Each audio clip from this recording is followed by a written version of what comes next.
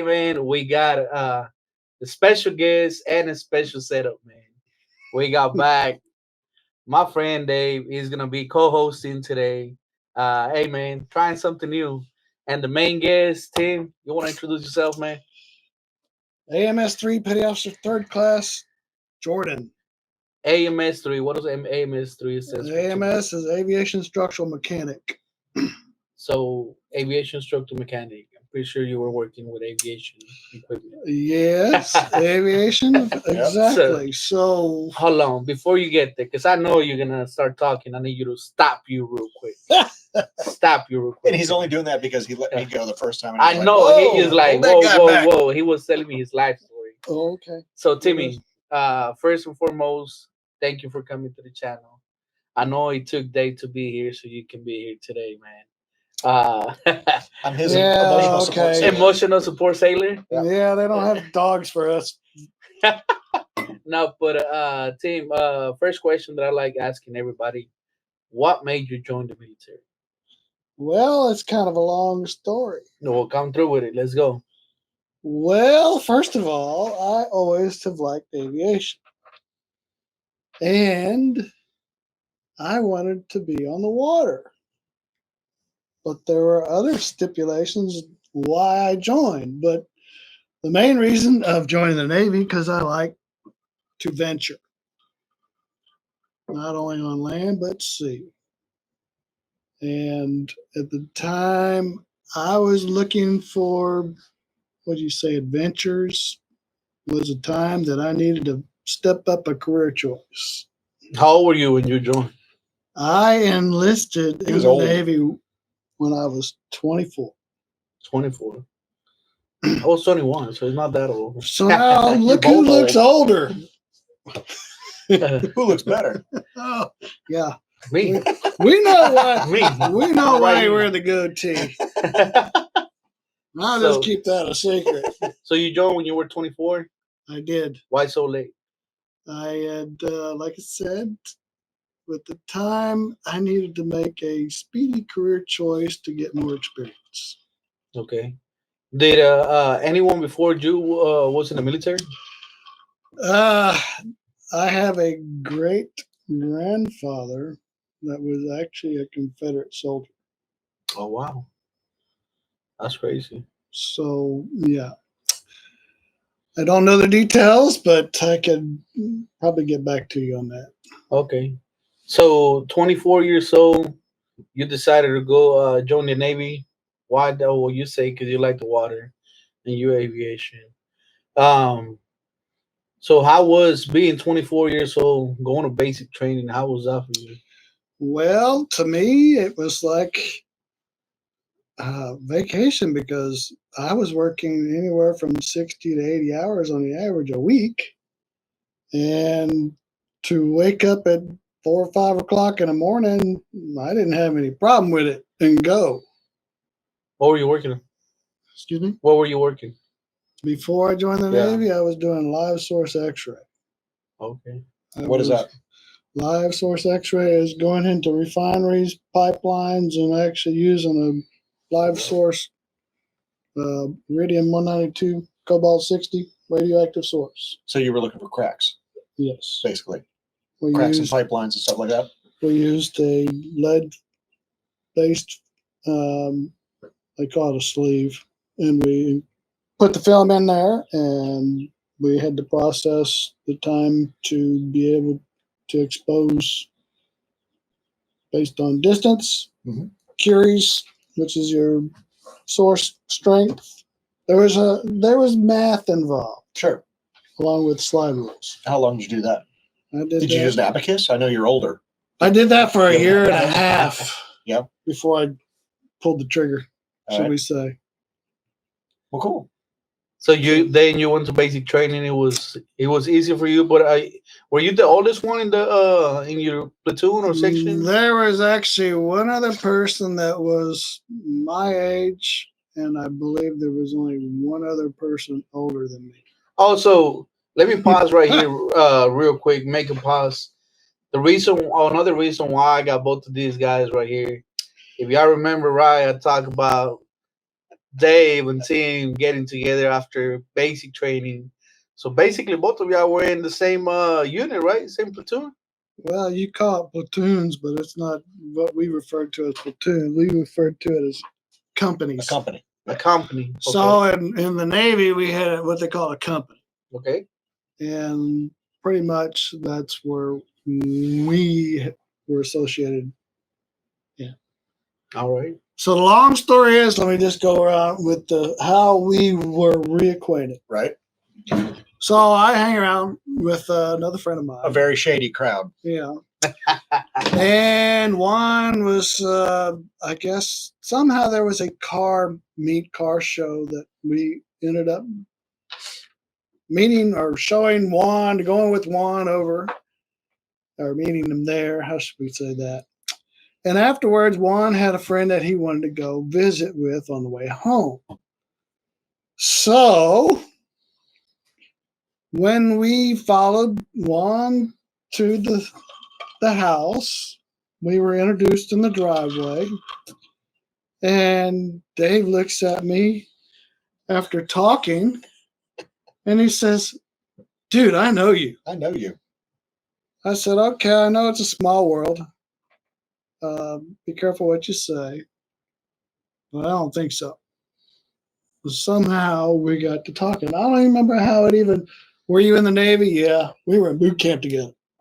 That's what came out. Yeah, he asked like, have you been arrested or you been? Yeah, there's a bunch of things where you're like, well, I did this and I did that, and I'm like, no, that's not it. Da, da, da, da. Well, I lived here, I lived there, I did this, and it's like, no, man. And then I said, just to try to break it up because it was getting kind of stagnant and stuff, and people were just like looking at us going back and forth. And I was like, well, have you ever been to prison? Yeah. And you were like, no. And I was like, well, me neither. So we laughed and everything. And then you said, well, I was in the Navy. I was in the USS. You mentioned what were you at the time? I was when I was on Abraham Lincoln. Yeah, and then that's when y'all were like, well, I was on this too. Well, he was on Saratoga and Washington, but so we kind of broke the ice right there, and everybody's mouth just hit the floor like, man, we can't take Timmy anywhere. Well, you said, well, I went to boot camp in San Diego. I said, I went to boot camp in San Diego. And you're like, I was in Company 124. I was like, I was in Company 124. And then Touche came out, and that was the end of the story. So here we are, 30 years later, almost to the day. 31 years, man. That we were reintroduced.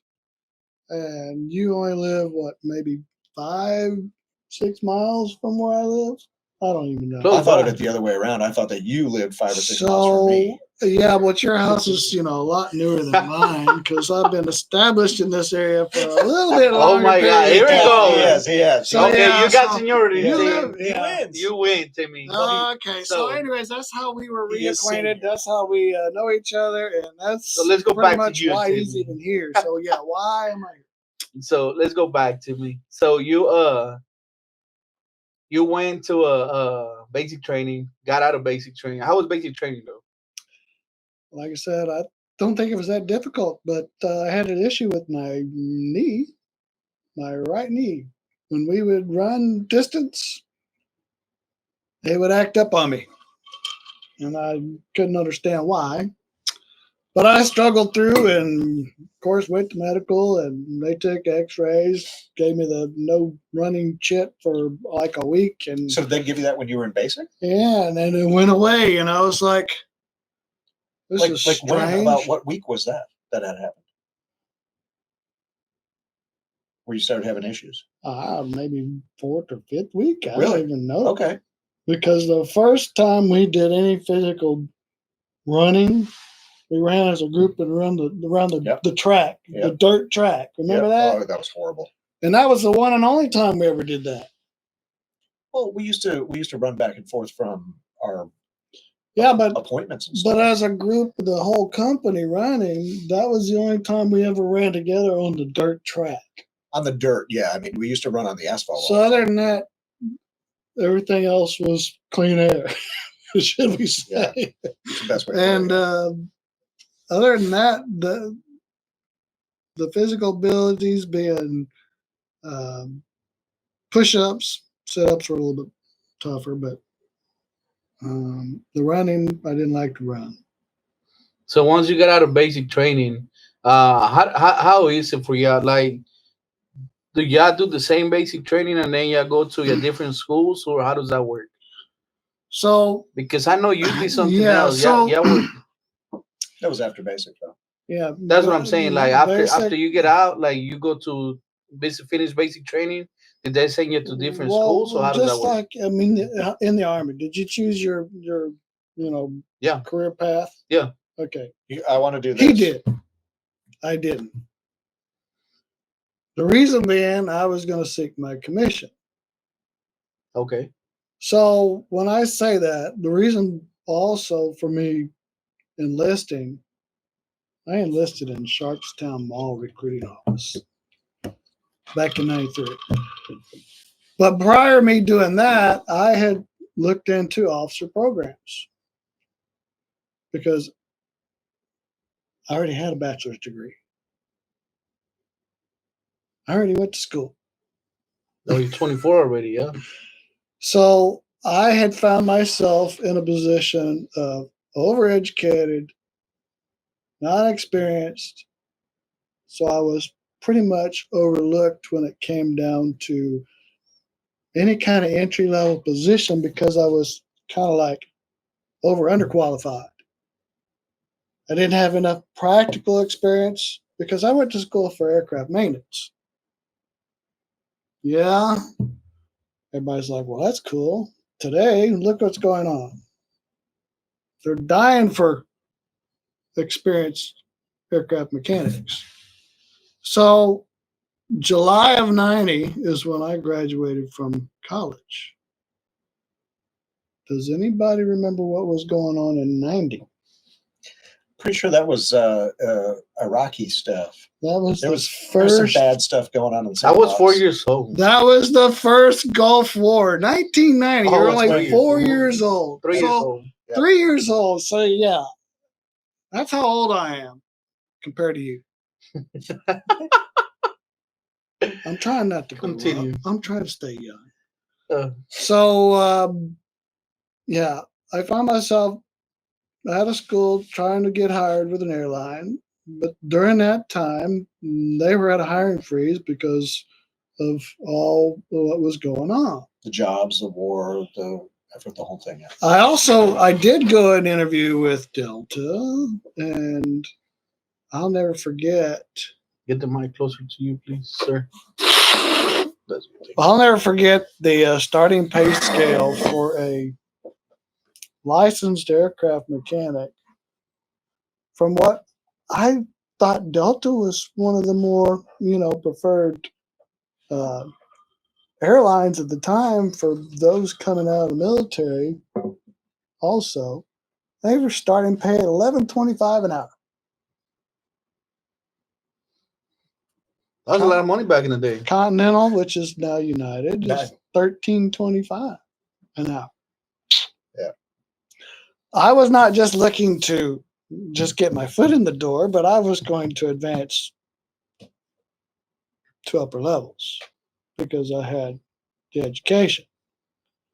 Anyways, I found it a little intimidating when I would go to an interview, and of course, someone with military experience pretty much got the job. So that was another reason why I ended up enlisting. But I enlisted because at the time I was going to seek my commission. I was 24, and the officer recruiter had given me a choice of two other officer programs to go into, which I didn't want anything to do with. I either wanted to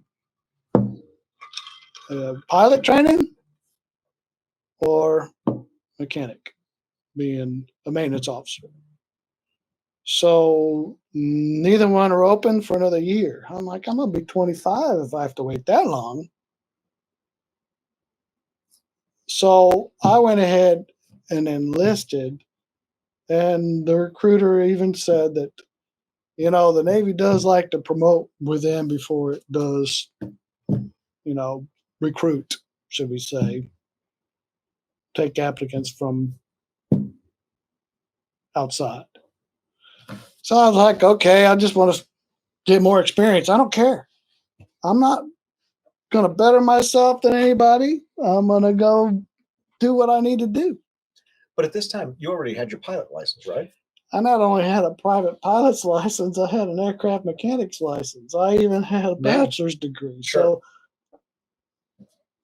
You're kind of the full bag of I interesting was, stuff. yeah, there's nothing right about me if you haven't figured that out. No, I agree. There's nothing right about me. But you can honestly say that I'm not willing to stoop low. That's all right. So what happened? What happened then when you went and talked to him? So when I talked to who? Well, you went in and said, "Hey, I want to join the Navy." Okay, so when I went and enlisted, I really was kind of like undecided. I could do anything because I already had, my airframe and power plant license, but I didn't have the electronic experience that So I kind of wanted. must stop you a little bit because I'm keeping note of everything you said, but I'm still confused. You were able to join the military without a specific MOS? Yes, they called that a non-rate. That's the worst thing that could happen, Well, especially for somebody as educated as that's why I'm so confused because it's like you got all this experience. You went to college already. You came with a degree, but you didn't go officer. What's wrong with you? I just told you I didn't want to wait another year, and I didn't want to go in as a line officer because I didn't know what that would put me at. A line officer, who knows where that would have put me at? basically the same thing. It's undesignated Yeah. officer guy. You're wearing khakis, but you're still not doing I anything. wanted to do aircraft maintenance, or I wanted to be a pilot. Okay. Okay. Yeah. That's what I was trying to. I'm trying to put two together. It's like saying, I went in officer programs, and I went in as a line officer. Then I wouldn't know what I'd be doing. I'd be in storekeeper. I'd be whatever else. So that was the whole thing. I was undecided on what I really wanted to do. The only thing was I was anticipating to actually pass another test, which I passed. And I was like, oh, too late now. Anyways, I thought I might want to go into electronics, being avionics, electronics, which is basically what Dave chose. That way I had not only airframe, power plant, I also had avionics. Yeah, it would be great. So that would have been, a little bit more on my resume, should we say. Yeah. And I don't know how many other people probably would have had that. But anyways, I'd be a little on the edge. Not a whole lot. I will be on the edge upon getting out of the military if I just did that. So I went in as a non-rate for 4 years. That's after basic training. You have no job. That was the 4-year program. You had a choice of a 2-year program or a 4-year program as a non-rate. So what were you doing all this time? I ain't done yet. This is a long story, buddy. Ah, damn! But I'm just saying, non-rated for 4 years. I told you from the very beginning, there's nothing easy about me. Go ahead, continue. Okay, so now that I have enlisted as a non-rate, because I was undecided, I still wanted to seek my commission as an officer. So the one thing that the officer recruiter told me, since I went in as non-rated, that when I get to my first command, go talk to the command career counselor. Yep. And that was a master chief, I believe, that on our ship. Anyways, so boot camp, where I met Dave.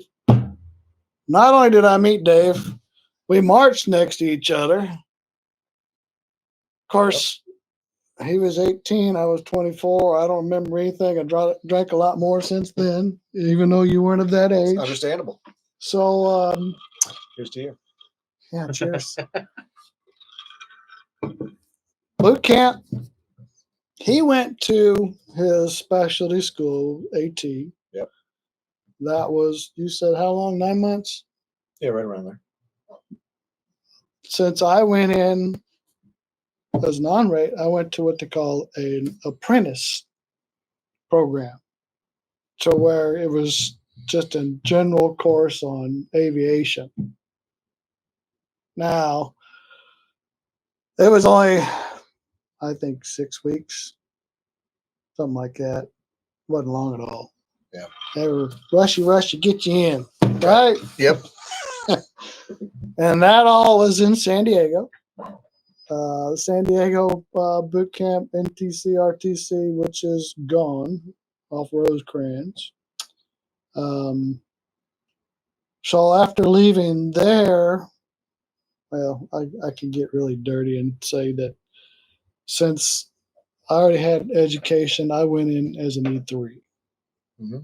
You went in as an E1, yep. Which is majority of everybody goes in yep. without any kind of education as an E1. I went in as an E3 too. So I went in as an E3, but did you go RTC or something? Or yeah, ROTC? 4 years ROTC. So that was also another edge. So, plus you were older. Did you not have any college credits either? Oh, wait a minute. You didn't go to school? None? I got full ride to Texas A&M. Well, no. I mean, to get the credits to be able to get the E3. No, I didn't. Just 4 years in ROTC. So as ROTC, they have credit. Yeah, you see this right here? Yeah, whatever. So but hold on. I chose not to go to college. That is all. That's fine. So at the beginning of the apprentice training, we were told that 2 would advance in pay grade, at least. And not to be cocky or anything, I kind of looked it around and I was like, well, I don't think anybody's going to take this one away from me, but I'm going to take it away from them. So, top of the class or whatever. Top of the class or whatever. I like that. Took the one away from whoever was going to advance. Right. So I couldn't make myself look bad, but sure. I didn't have to study like they did.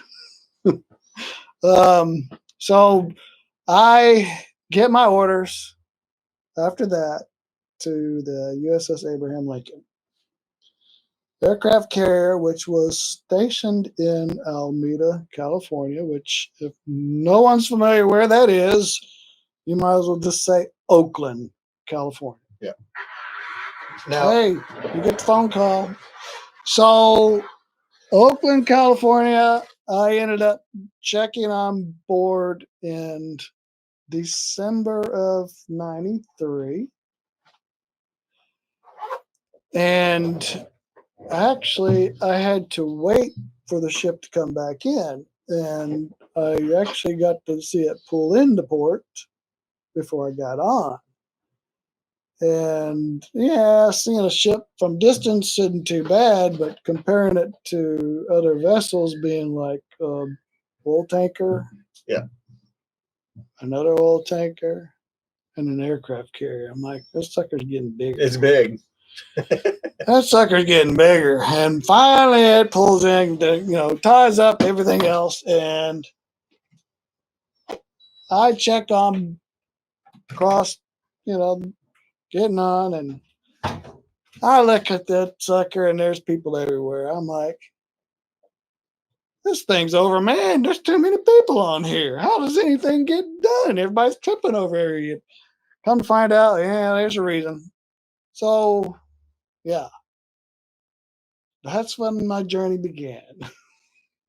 And when was that? That was in December, December 17th of 93. 93.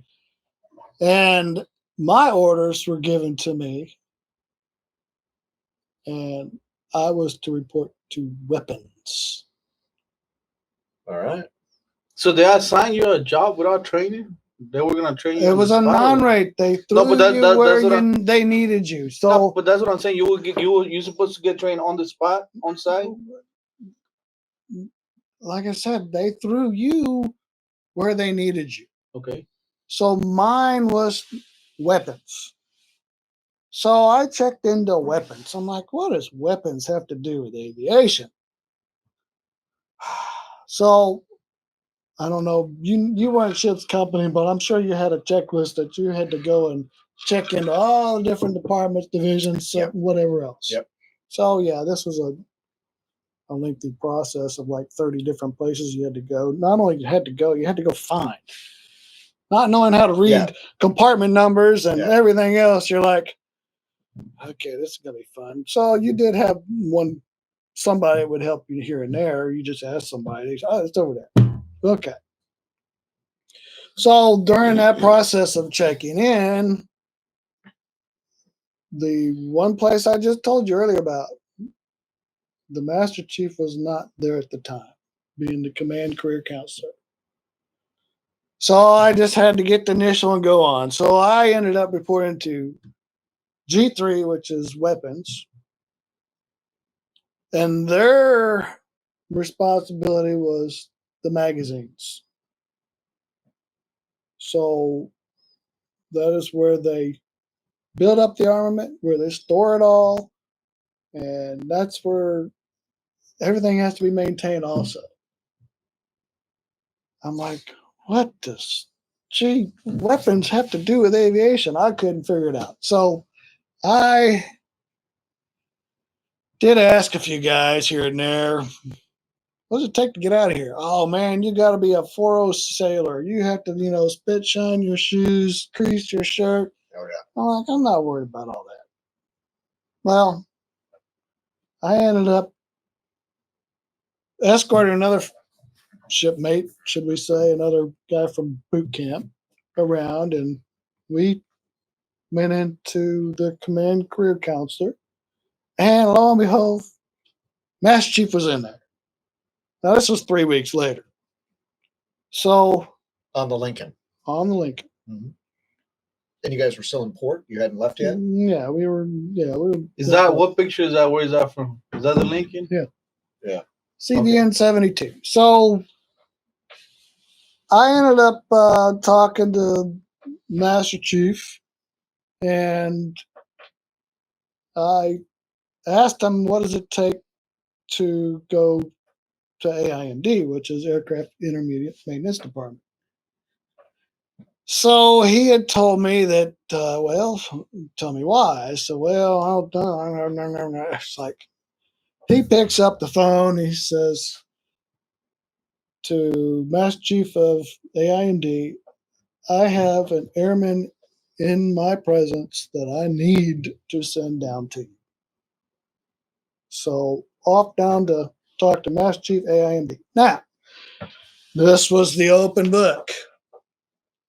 93, they were also cutting back on closing the books. They were closing. I mean, they were they were trying to thin out the military as far as everything. So talking with Master Chief, he says, I can put you anywhere. Where do you want to go? I said, well, I'd like to go to, work on, electronics, avionics as, AT. But not do that. Mike. You picking it up? Oh, sorry. So he said, well, I need you there, but there's no room for advancement and, AT. So you're going to be an E3 for a long time. Yep. I said, well, okay. What about power plants? Says, well, kind of the same situation, but I really don't need you there. Why don't you just tell me where you need me? Well, he was giving me the opportunity of of what I wanted to do, because you already know that there's nothing I couldn't do. So I said, okay, what about airframes? She says, same thing for everybody else, but I need you there. So off to airframes I went. There you go. So airframes, when I checked in there. What is airframes? Airframes is the aviation structurals. drill holes and put rivets in. Yeah, Wings. I didn't have to learn how because I already Fuselages. kind of knew how. But Oh, so you gotta make repairs. so no, this is a shop. AIMD is work centers. I'm gonna tell you a little bit about different levels of organizationals being after I tell you my little tidbit. So I check into airframes, and there's, I think, 3 airmen and a chief. That's all that was in that work center. Not only is it, well, airframes being 510, it was 51 Alpha, 51 Foxtrot, 51 Echo being airframes, composites, and the whole 9 yards of airframes, with the exception of hydraulics. So I was like, you got to be kidding me. And 2 of those people were leaving within a couple months. And then in comes another airman, non-rate. I was like, we don't have a 3rd class, we don't have a 2nd class, we don't have a 1st class, but we have a chief. So it was kind of like, okay, this is cool. So you say 3rd, 2nd, and 1st. You're talking about petty officers. I know what you're talking about, E4. but I want people to like. Yeah, okay. So I know, E4, E5, explain. E4, E5, and E6. Okay. I was like, And Chief was E7. Yeah. No, well, I know, but like people don't know. Yeah, well, it's just like all your ranks. So, anyways, I check in there, and of course, my chief petty officer was Filipino, and he didn't like to call me Jordan. He liked to call me Michael. Why? Because Michael Jordan must have been one of his things that he liked. I was gonna say, like, why Michael? Like Michael Jordan, Air Jordan. So that's how everybody kind of looked at me, like, well, you know, look like okay. So I get along with everybody, had a good time. So the height. That's off to. That's what it is. The resemblance. Yeah, I can't jump though. Remember that. So in airframes, I was, of course, learning everything else. Then I had to go do my TAD, which, if people don't know what TAD is, do you know what TAD is? No, I don't know what you're talking about. Well, it's abbreviated temporary assigned duty. Like KP duty. Did you ever do KP duty? I was not a shipbag, so I didn't have to do KP. You're what? I said I was not a shipbag, so I didn't have to do KP. Yeah, that's. Well, that didn't fall in our category. We had to fill our own shoes, regardless of what we did. Yeah, TAD was not somewhere you wanted to ever be. It was a rotation of personnel in the supply department. Yeah. Because supply, you couldn't hire enough people to go and wash dishes, so it was a temporary assigned duty, right? Well, we didn't have dishes; we had trays. Clean the mess decks and everything else, but we had a choice. Well, I kind of think I didn't have a choice, but they put me in chief's mess. Well, that works out good. I mean, what was that? Well, chief's mess, you get to deal with all the E7, E8, E9. So when he says mess, that's a mess hall. It's a mess hall where you need to explain, people. Not everybody's name. Yeah, so when he says chief's mess, that means the mess hall, where you got the better food, always the better food. They didn't sit at like metal and linoleum picnic tables. They sat at like round tables, square tables. They had.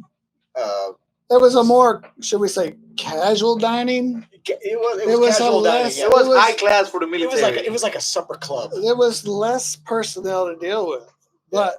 So where I was, my main job was the salad and deli bar. So so you were tossing salad from way back. I was tossing salad, boys.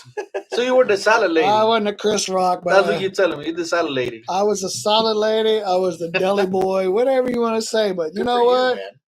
I didn't starve, especially when they had them T-bone steaks and the lobster. Oh yeah, the story of the loading stores, I didn't get that. Hey, who's going to sign for this pallet of T-bones? I look at, I'll sign for it. How much? Oh, $17,000 worth of T-bone on just this pallet. I know I could eat some. Wow. So, yeah, I saw how they. 17,000. I was just, there may have been, I don't know how many boxes were on that pallet. There may be 2 pallets.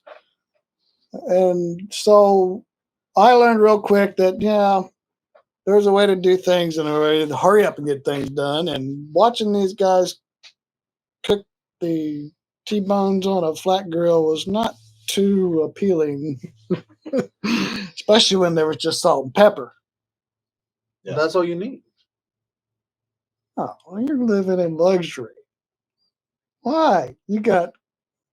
I had, means to get to just about anything. So, yeah, I marinated my steak, and I'm over there with my steak knife being a butter knife and being able to cut through my meat and not saw through it like everybody else was.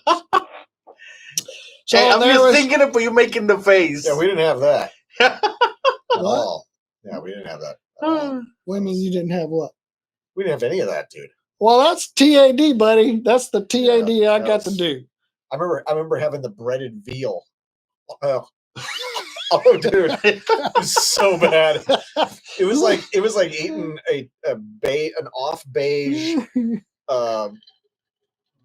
puck of something with some type of breading on it, but the breading was already falling off. And it didn't matter how much ketchup you put on it, it was still drier than 10,000 motherfuckers. It was horrible. Oh, yeah, it was so horrible. That may have been a pork loin for all you I know.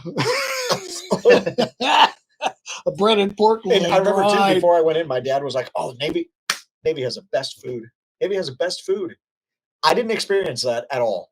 Like at all. The first time I had steak and lobster was in Afghanistan during Christmas time. They give you like a special meal. Uh-huh. So it was like the rubber lobster. So with a piece of TAD. steak. Wow. TAD cheese mess. They would have Sunday meals that were pretty much for those that were having duty, and they could bring their family on board and eat in the cheese mess.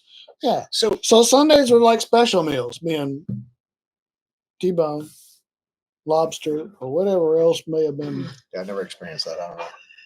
So that was my TAD to the mess deck, should we say? Huh? Now, same basic training, different experience. So his is a total different experience than mine. I'm shipboard life. He was what do you call it? A detachment that traveled to the ship when he'd go out and come back and go back to the barracks or his whatever room. But I didn't. I stayed and lived on ship. That was it. How long you were in the ship for? Till I got out. Well, how long were you on the? Well, we changed home ports from Alameda to Bremerton in '95. And 95, we went. Who's that guy? We went into Drayton. That's me. That's you? Yeah. 95. I was 8 years old, Timmy. So we went into dry dock, and being in Bremerton was dry dock, where they put the ship in on blocks, drain the water. Look, I need you to explain things to me like nobody. I'm not even getting there yet. Let me go. Let me just go back to where we were. TAD, right? I did my 3 months. I went back to airframes. We were. I'm trying to think. We were deployed at that time. Yeah, we were still deployed in '93 because we were going over Persian Gulf. And I did. As a co-host, I need you to do something for me real quick.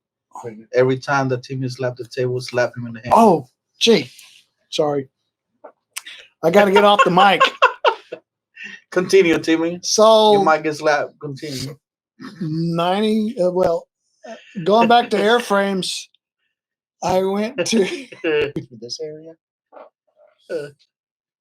This area. I went back and got all my tire wheel quals, which is basically qualifying you to tear down any kind of aircraft tire that would wheel that would come on the aircraft carrier. Helicopters, airplanes, whatever. So we had A6, we had S3s, we had EA6Bs. What is that? These are the aircraft. Different types of planes. Okay. So oh man, he's still young. The movie called Flight of the Intruder.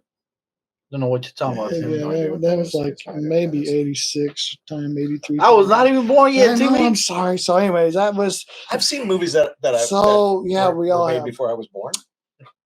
A6. An A6 was pretty much a fueler attack bomber aircraft. Okay. What are those? Tell them what those are. Those are the EA6Bs. Are they? Can't even tell. Got a glare. Well, we got the 18s, you got the 14s, you got the S3. Yep. So those were all the aircraft that pretty much landed on aircraft carrier. What were the twin rotors? SH60s? I can't remember. It's been too long. I don't know. Is that where you're living right there, Timmy? Yeah, that was your whole life right there. That was your bunk right there. That was your whole life. That was it. He's out and tries. That's your privacy curtain right there? Yeah, the blue curtains. That was it. There's one of the. That was one of the birthing areas where you could play cards or checkers or whatever. Yeah. Huh. And it didn't matter when you were trying to sleep. There were some very loud people that would play games in there, and they did not give a fuck. The games of the time was not just cards, but domino. So let me ask you. Oh, what's up with all those cards? See me right there. So that was the trend when we transferred from Alameda to Remington. So let me ask you a question. You were living on the aircraft carrier, but do people get seasick? Like if they're not used to it. Like how is that? Like you living on an aircraft carrier, being seasick the whole time, or you get used to it? You want to go first? I don't know what seasick is besides. I know what seasick is. Having a common, cold or something, virus or whatever that went around. That was the only time I ever got sick. But there are people that do have motion sickness problems. Yeah. And they would go to medical, and next thing you know, they got this round little patch on their neck. And they get some time off. And they have to figure out how to adjust. And, Lord have mercy, if we're supposed to be ready and going to sea, who's going to fight the battle? You in your bed? Right. Yeah, there was some people that couldn't function for at least a week or two. So on my last time I was here, did I talk to you about when we went through the hurricane? No. So the flight deck of an aircraft carrier is 90 feet from the water line, right? So you got to think about 9 stories up. Yeah. That's where the flight deck is. That's where that starts.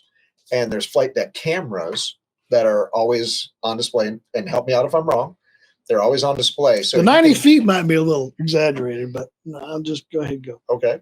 If maybe it is, maybe I'm wrong, but I always thought it was 90 feet from the water line to the flight flight deck.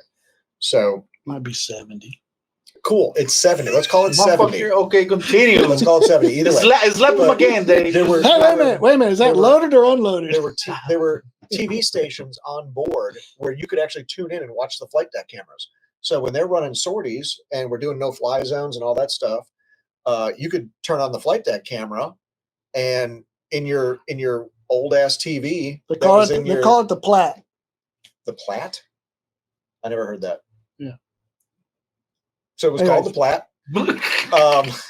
But you could turn it on and you could watch this. So you could watch the airplanes taking off. You could watch them landing. You could flip channels, and you could see off of the front. You could see landing off the back. The whole 9 yards. I don't recall them being able to flip channels. Whatever they had, on that channel at that time was the position of the camera. They may have been video and Things were changed. Things were different on different boats, obviously. Well, I don't remember seeing different. How many? I was only on one.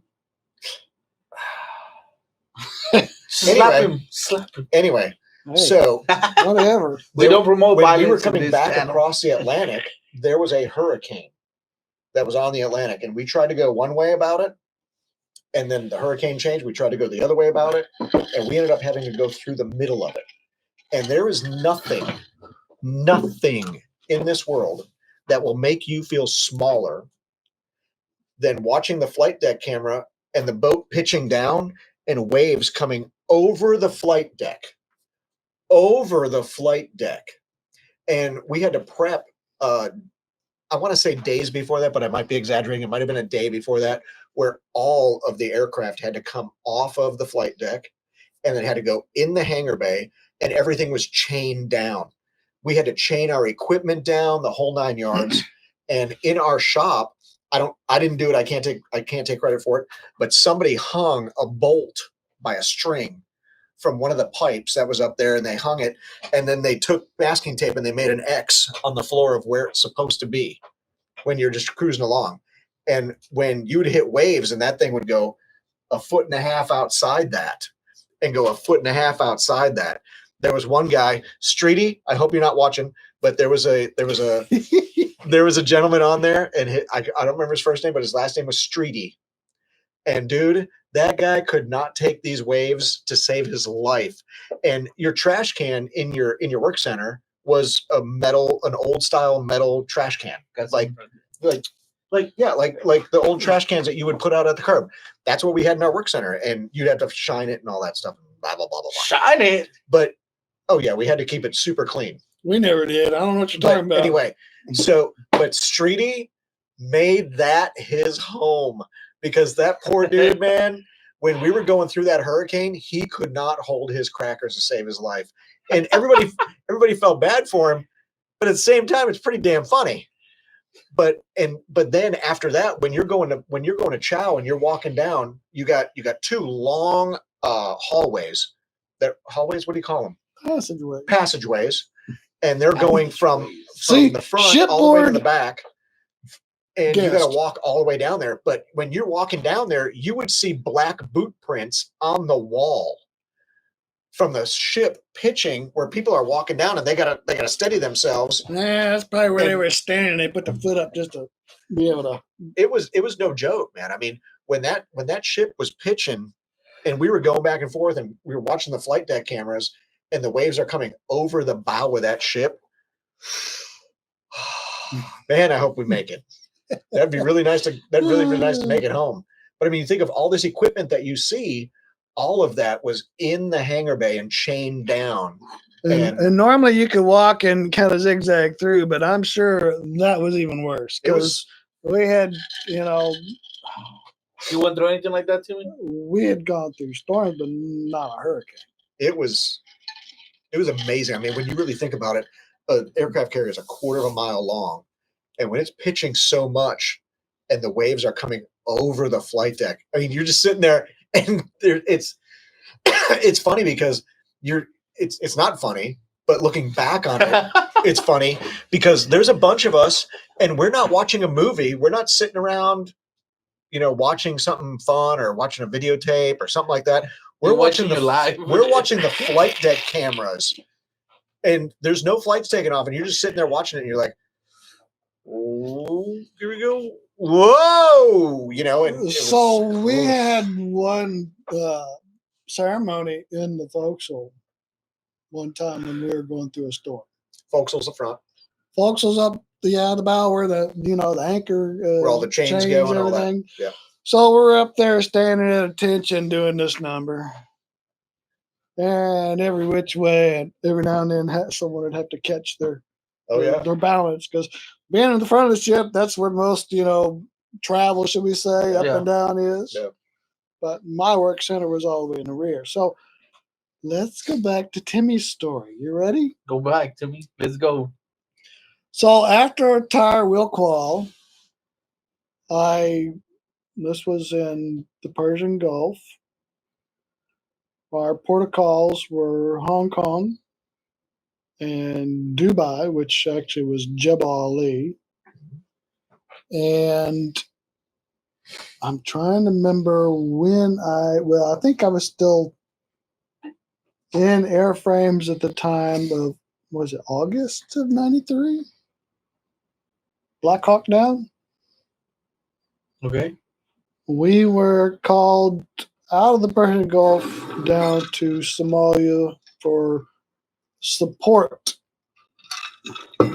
So yeah, we were supposed to be pulling in the next day for our last visit to Dubai, Jebel Ali, whatever you want to call it.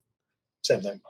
Well, Jebel Ali is the only port we could pull into that we could actually pure side to. Right. But Dubai was the major city. And when we got called down to Somalia the day before, it was always the here's your steak. Oops, psych. Yep. You know, those cartoon Oh, yeah. characters, and rumors go around. Rumors travel like bad weeds, right? So I'll wait till I hear it out of the horse's mouth. Sure enough, batten down all hatches, secure everything in sight. And let me tell you, to go from inside the Persian Gulf all the way down around to Somalia, and I think it was under 3 days. And I can How also fast were you moving? tell you in excess That's of, what I'm saying. in excess of 36 knots. Was that Because on the transfer plat to they also had knocks to they had speed. Similar mile per hour. It's like Okay, 1.5, 1.15. I got It's similar. Yeah. It's What about it amounts to like 42 miles an hour. Loco Siete is that, but did you die though? Huh? Did you Because die? But did you die? No, made it out. So we went down to Somalia, and I did take a couple of pictures, but the time we spent down there also delayed our port visit into Australia. You went to So Australia? we got to go to Perth and Fremantle, which is the southwest side of Australia. That would have been amazing. So he had the Navy career that you wanted. That's No, what he's trying to tell you. I'm not done yet. He's got to hear Timmy's story. Continue, Timmy. Continue. So we didn't get to go. Well, we went to Perth and Fremantle, Australia, and we had, when we make these protocols. Hold on though. Go back. There's one thing that I like. You got called to go support for Black Hawk Down. You made it there. What were you doing over there? So we were launching aircraft in air sport. So Okay. I mean, the whole function of an aircraft carrier is air sport. Yeah. Okay, so that's if the little boys can keep up with us to safeguard aircraft carriers, because all the other ships that are in the group, they're our sport also. Yeah. So when you're traveling a fleet like that, how many ships you talking about? I'd be lying if I said, but at least 6. At least 6. I got to go back and look that up, because I don't remember. The guy that leaving. I mean, the you ships, think I don't about it. remember. You think about it, you got not only aircraft carrier, which I consider the nucleus. You also have your frigates, your submarine, which you never see. Destroyer?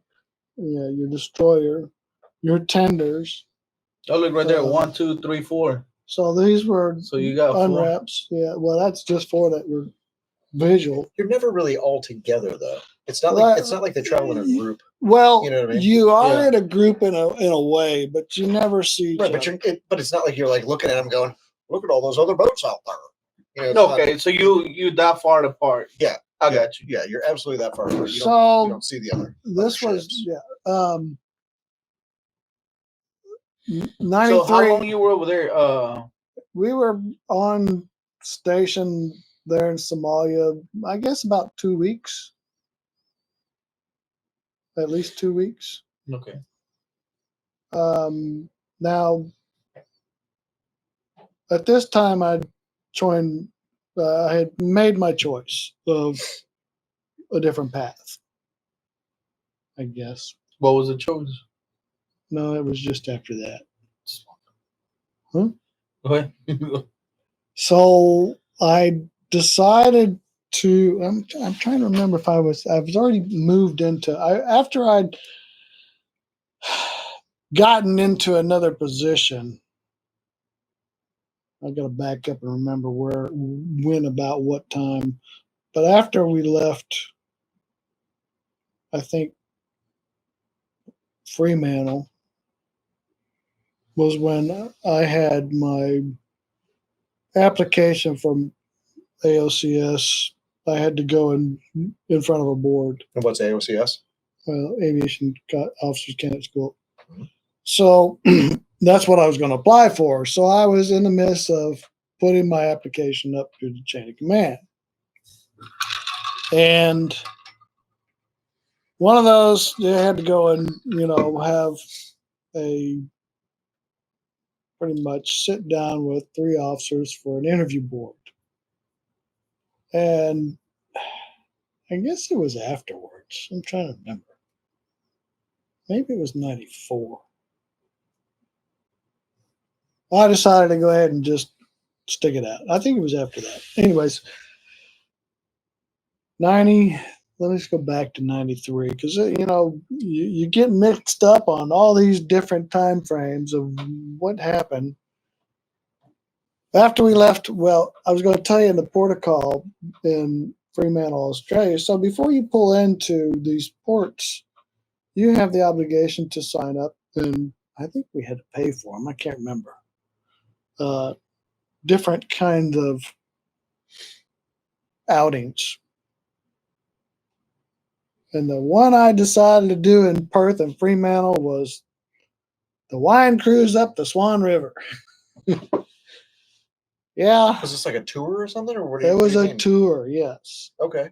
Oh, but that is in Australia. That was in Fremantle. Okay. And that was one of the tours I took. But the tour started, I think, at 9 a.m. So you had to be on the boat before 9 a.m. And as soon as you pull it out from the dock, man, they're rolling out carts of wine. I was like, whoa, this is going to be a long day. So, yeah, I got to hit a couple of wineries in Australia. And the one thing I kind of look back and laugh is that, people were liking the wines and they were purchasing wine. I'm like, they're going to ship it back? I don't know how they're going to get it on the ship. How are you going to get it on the boat? Yeah. You're not going to get it back on the boat. Yeah. You can't get it on the boat. You're not going to be able to walk across a quarter deck with a bunch of wine. You can't bring alcohol on the ship. You can't bring alcohol on the ship. Oh, let me back up. Why? Hold on. Let me back up.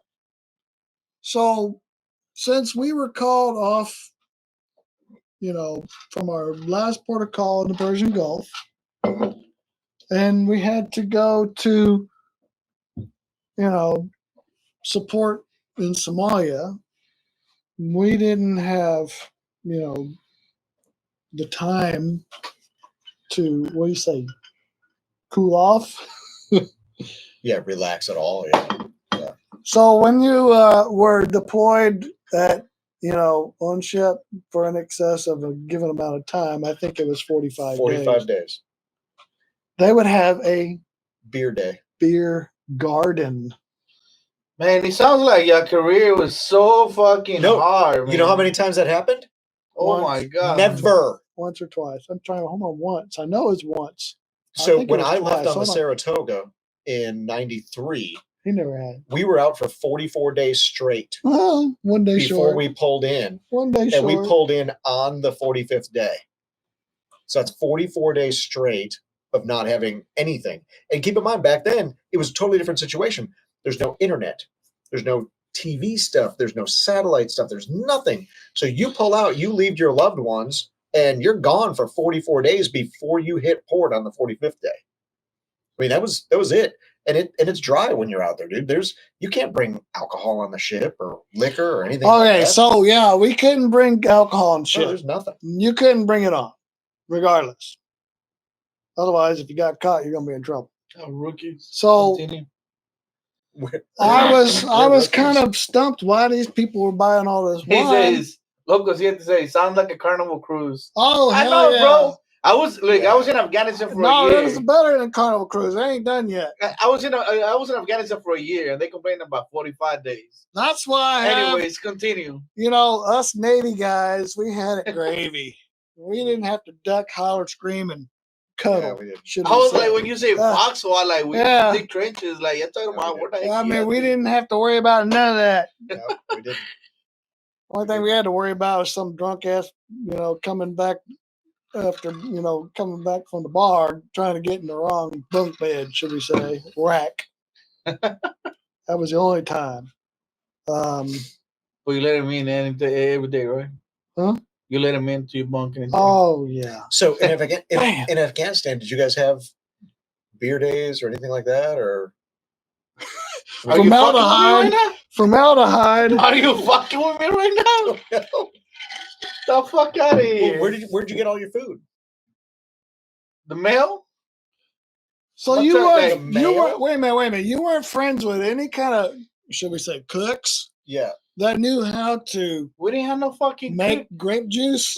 We didn't have no fucking cooks where I was at. We were living out of MREs. Okay. The So, wife was selling me fucking Roman noodles and so Big we all had our choices, right? Fuck you mean? We all had So- our choices, right? So he went in designated. I went in non-rated. You went in as a grunt.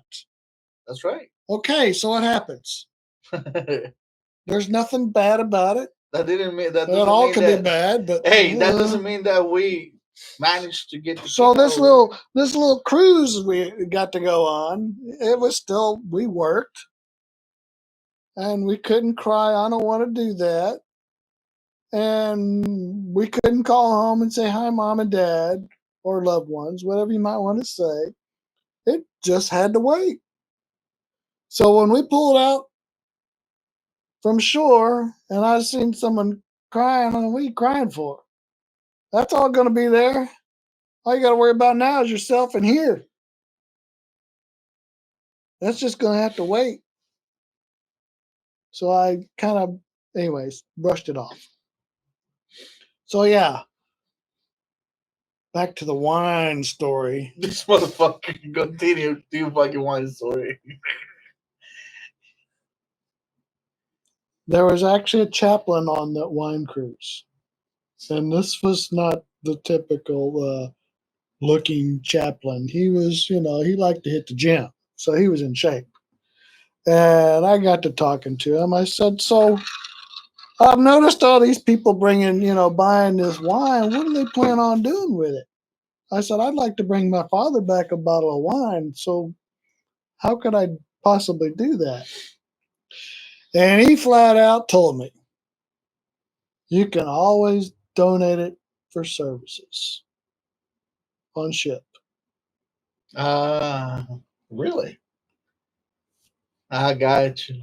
So What I was bought his the cut? bottle of wine and I gave it to him. And he told me flat out, if we don't use it, I'll give it back to you at the end of the cruise. Wow. So that Christmas, I went home with a bottle of wine that I imported from Australia. Wow.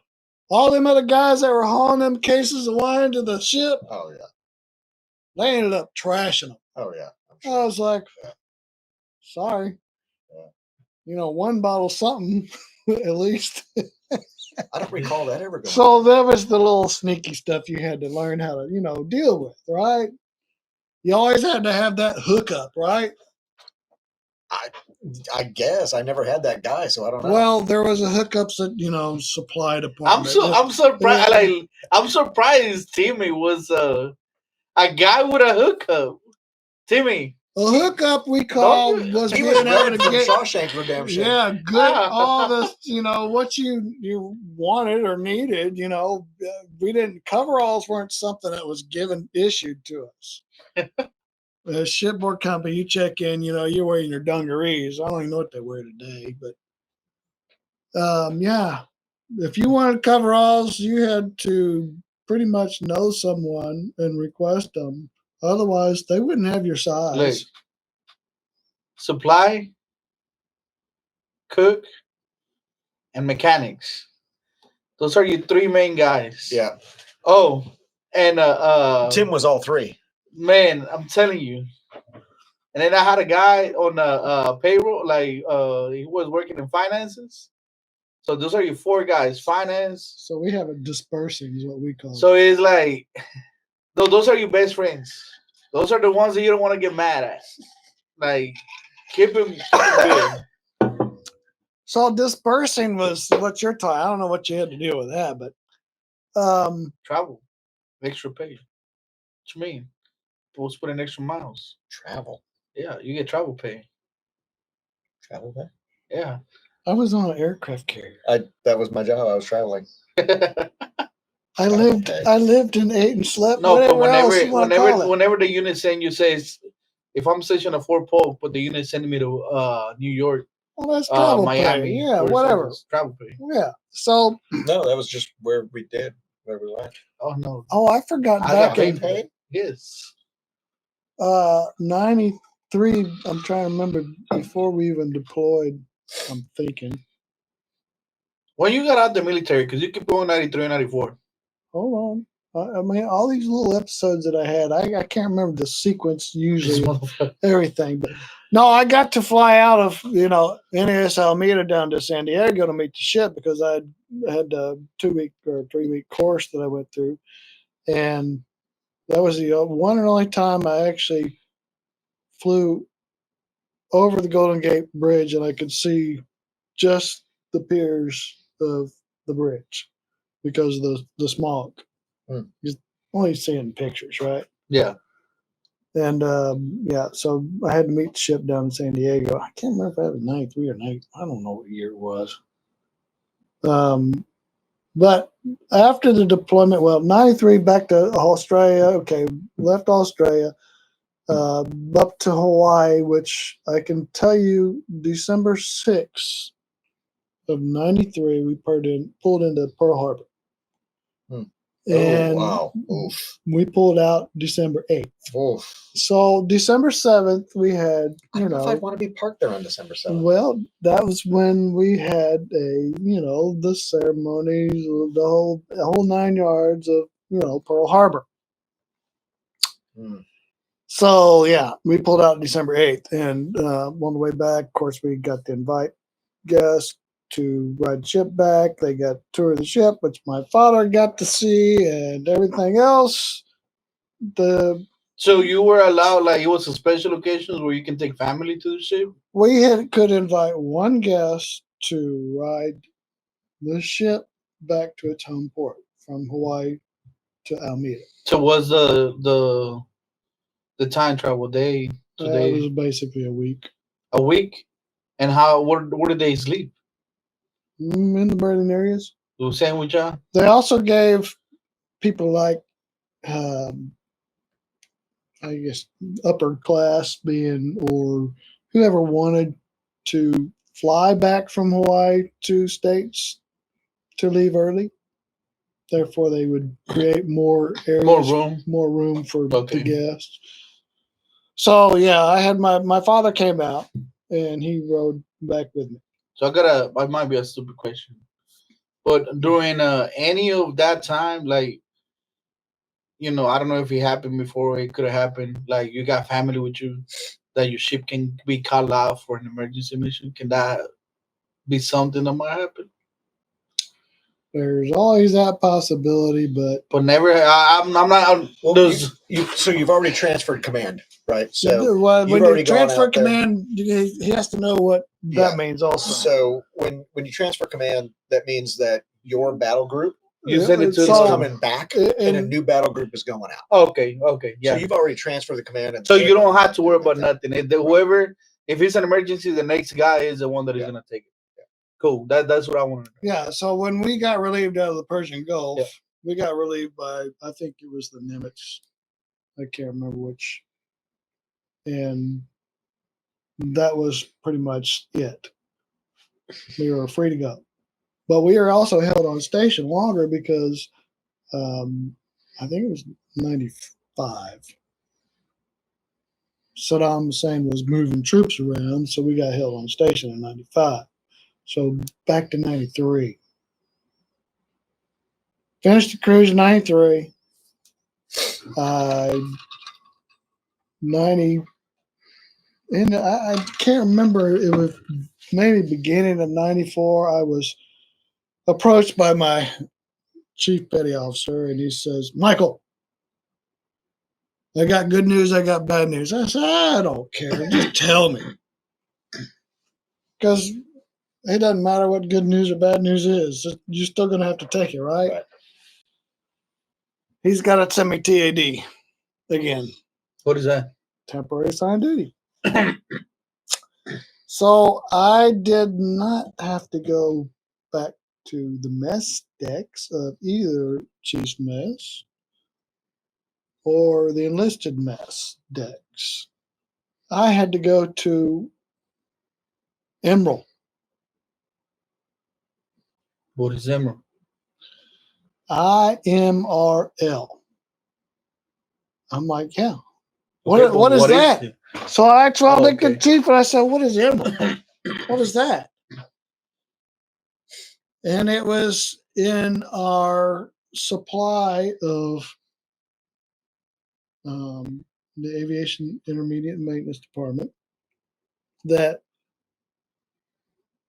it was a program that was to help minimize the expenses of high dollar equipment. Individual material readiness list. I remember.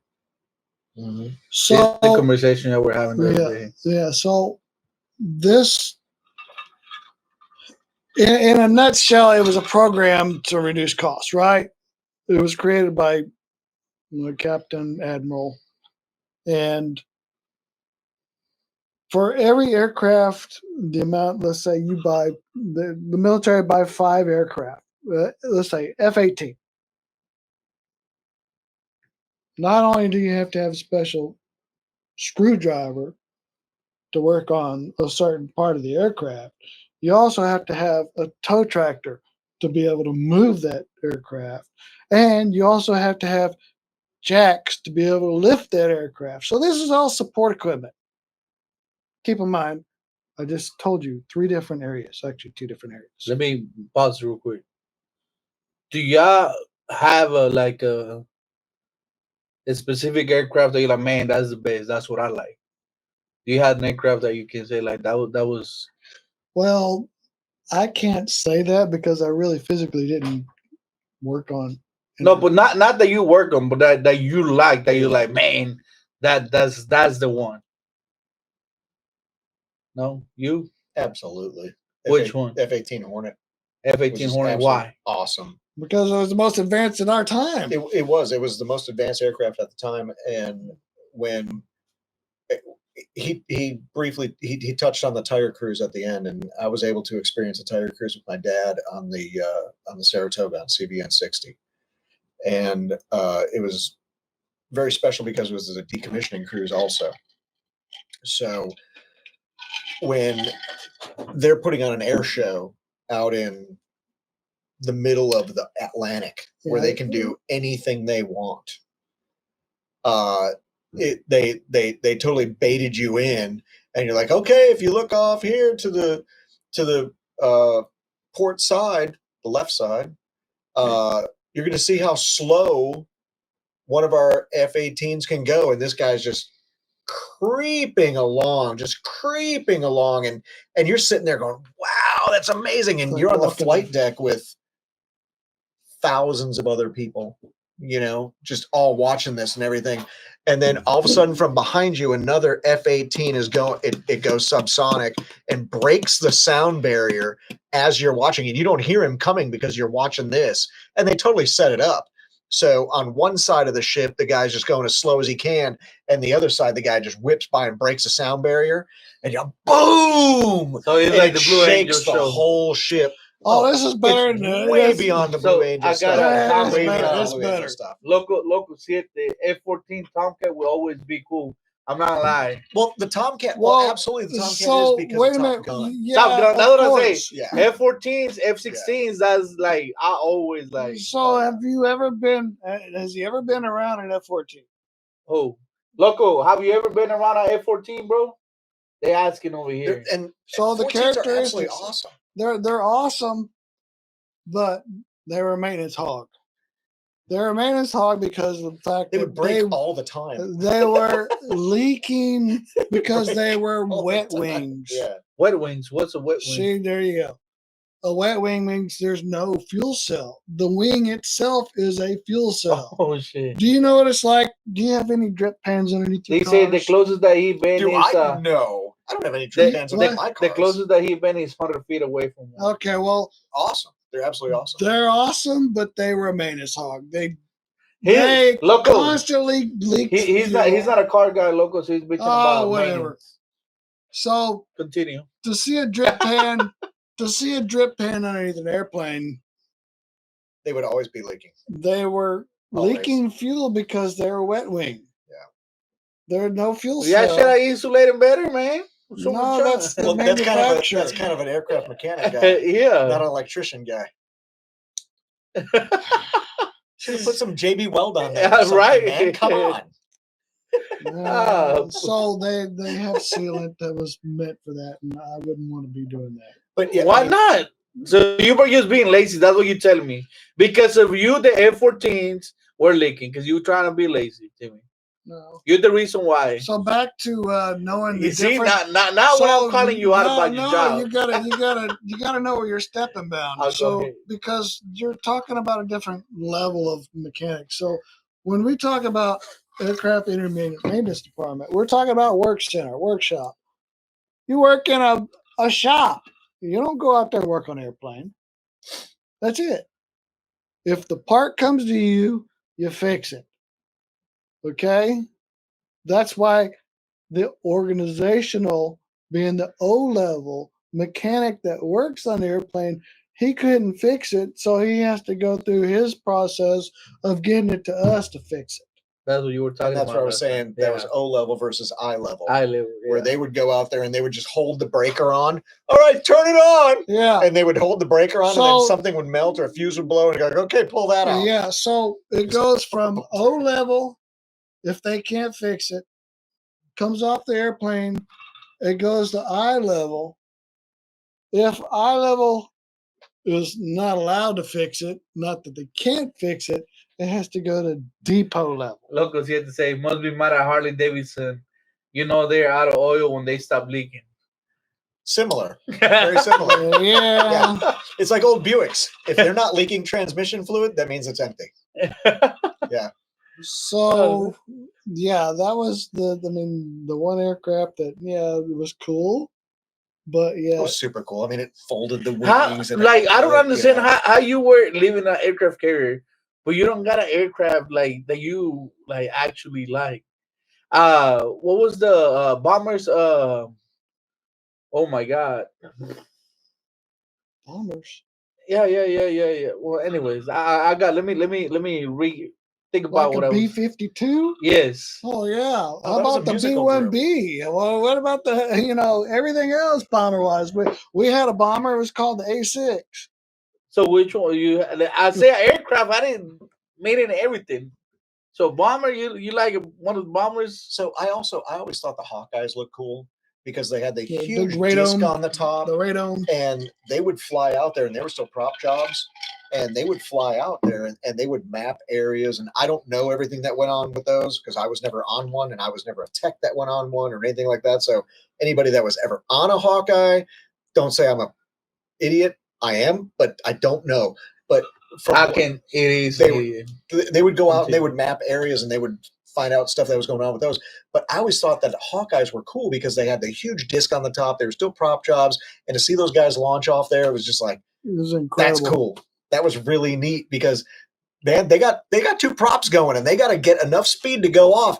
And whenever they would go off the front, tell me I'm wrong, they'd go off the front, and as soon as they would leave the deck, they would dip down, and then they would pick up, and it was just like, their butts had to be in their heads when they went off of that because it's like, okay, here we go, we're going off, and then you take off, and then you dip down, and then it comes up, and it's like, oh. All right, we made it again. Good job. That's crazy. So, yeah, I mean, keep in mind, aircraft carrier usually turned into the wind. Of course, yeah. But still, you had to have a given amount of inertia, speed, wind across the deck. Yeah. Wind across the deck in order to launch. So let me ask you a question. You said you were living on an aircraft carrier. Do you ever got to experience a crash or a malfunction on the aircraft where you were on it? My first was in 93 when I was, new on a ship, and I was sent to TAD, Chief's Mess.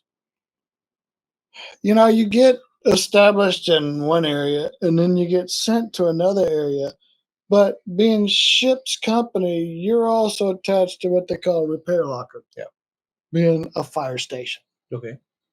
So I'm in that. Let me just interrupt real quick. Okay. So fire stations on a ship is a big, huge deal because if the ship catches fire, you have to put it out.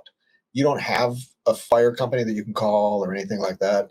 And I'm sure it was similar in Afghanistan where you guys had certain people that would fight fires and stuff. But so being attached to a fire station and a damage control station is a huge deal because fire stations, if you get hit by something, you guys are on fire, that's really, really bad. The next worst thing is damage control station. And don't hold me to it if you're on either one of those. They're both very important. Damage control station was if you start taking on water, you're going to die. So you got to be able to figure out how to stop that leak right now. So damage control stations and fire stations were the most important things when you are on the ship like that. So out at sea and in port, there was 2 different scenarios. Yeah, we had SRA. What's that? They had like damage control. Mm-hmm. And we had repair lockers being you're on, I'm trying to remember, fire control. I don't remember what they called it. Oh, that's bad. But you are given assigned duty when you're in port of one of those, usually. If something happens, you got to make your ass down there right now. One of the first schools that they send you to when you are deployed on a ship, before you even deploy, you have to be gone through the school of, shipboard firefighting. You also have aircraft firefighting. Yeah. 2 totally different things because you got JP5 jet fuel. Yeah. So jet fuel burns a lot. You learn how to fight the fires. You learn everything about, different classes. Everybody goes through it? Everybody ship's company, at least. You guys went through it too, right? We did, but to a much lower expectation than the specialists of those areas. Because, I mean, if there was ever, you knew where your duty station was, you knew where you had to be, but you're not a trained firefighter. I don't know if everybody the basics. I don't know if everybody understands the difference between our positions. So shipboard company is what I was, and you were, I guess you call it a detachment, right? Yeah, we were COP det. So they call it COP det. So he lived on the ship. I lived on a ship. No, I get the part. Like he didn't live on the ship. Yeah. When the ship deployed, he came out to the ship. Yeah. So whether it be a 1-month deal or a 6-month deal, he came out to the ship, and that's the only time he had to spend time on the ship. Right. I stayed on the ship. Yeah. So that was a vacation. Yeah, that was his vacation. That's when he learned all about vacation. What do you call them? we call them PPs. I don't want to say it out. PPs, okay. No, PPs. The patches. The seasickness patch. Continue. I don't want to say it, but it was I'm Mexican, so PB something else, bro. no PP. You know what a cat patch is? Okay, we'll just go with that. Yeah, that sounds better. Okay, so we'll just go with the cat patch. Uh, So that was for those who didn't live on ship and weren't experienced of being exposed to all that all the time. So you ever had to deal with a what do they call those 2-week on reservists? No. Oh, those were the best to deal with. Oh, because they were gung ho. They thought they knew everything until they were out there on the ship and it was floating. It was. so you used to pick up the reservists like for training? Well, yeah, every reservist had to do 2 weeks on. We got to keep in mind, dude, there's over 6,000 people on this thing. Well, How was that? Let's get to that one. I want to fucking hear that. well, if someone enlisted in the military and they're reservists, they weren't full time. Yeah, but how was the 2 weeks like with like you that live in a ship, you that were part time over there, and you get these knuckleheads that they think they know everything until they fucking show to their place. I mean, a reservist is a reservist. They could have done their 4 years and then they went into reserves. It doesn't matter. But if it was one of the younger generations, should we say, that had the choice of doing reservist and going to school, however their path was, it was funny because those that had to go do their 2 weeks, and at the time we're deployed out at sea, it was like they didn't have any kind of control of their body because they were getting sick. It was hilarious. They didn't know where to go, didn't know what to do, nothing. So, how was it whenever you see a E4 reservist coming to E3 active duty trying to talk shit? Well, I mean, E4 is a different story. They had to done active duty to get to where they're at. Okay.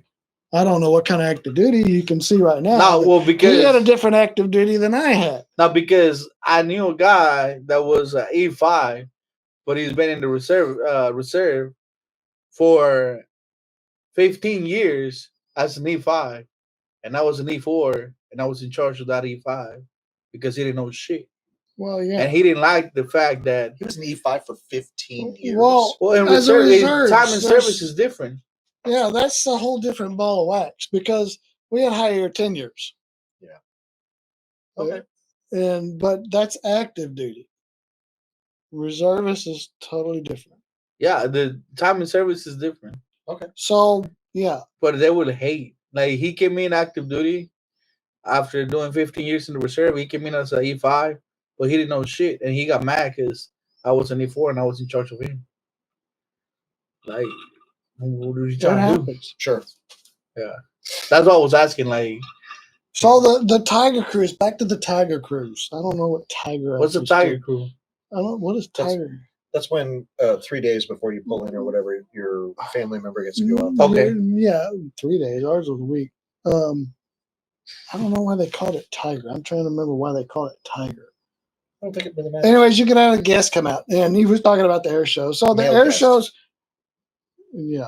air show pretty much was the same in a way, but I remember it a little bit different. Oh, so when the family goes, that's when they do the air show for you? Well, when you had the one guest come. Well, that's what I meant. It's not like you could have your whole clan come out. So the one guest that comes out, they can ride the ship back to its home port from wherever port it. Where was your last port of call when they board? Being a med cruise. Bahamas. Oh, really? No. But we didn't actually get to go. We anchored outside, but we didn't get to go on the islands or anything like that. And that was just where we stopped. For them. And my old man got super lucky because the winds to bring everybody on, they halted all the ship travel. So they used helos. Yeah. My old Get man the fuck out of here. Dude, my old man got to go on a Navy helicopter and get heloed from there and onto the ship. Yeah, dude. And he still, to this day, he holds that over my head that he has been on a helicopter and But I you have haven't. not. Oh yeah, I need to go make Yeah. that, Well, man. oh, yeah. I'm telling you. he I turned wins down every time. I turned down the opportunity to fly back to the ship Why? because it was pulling in the next day. I know how it was to get off. Oh, either way, I was content being on shore. The ship was pulling in the next day. What was I going to do?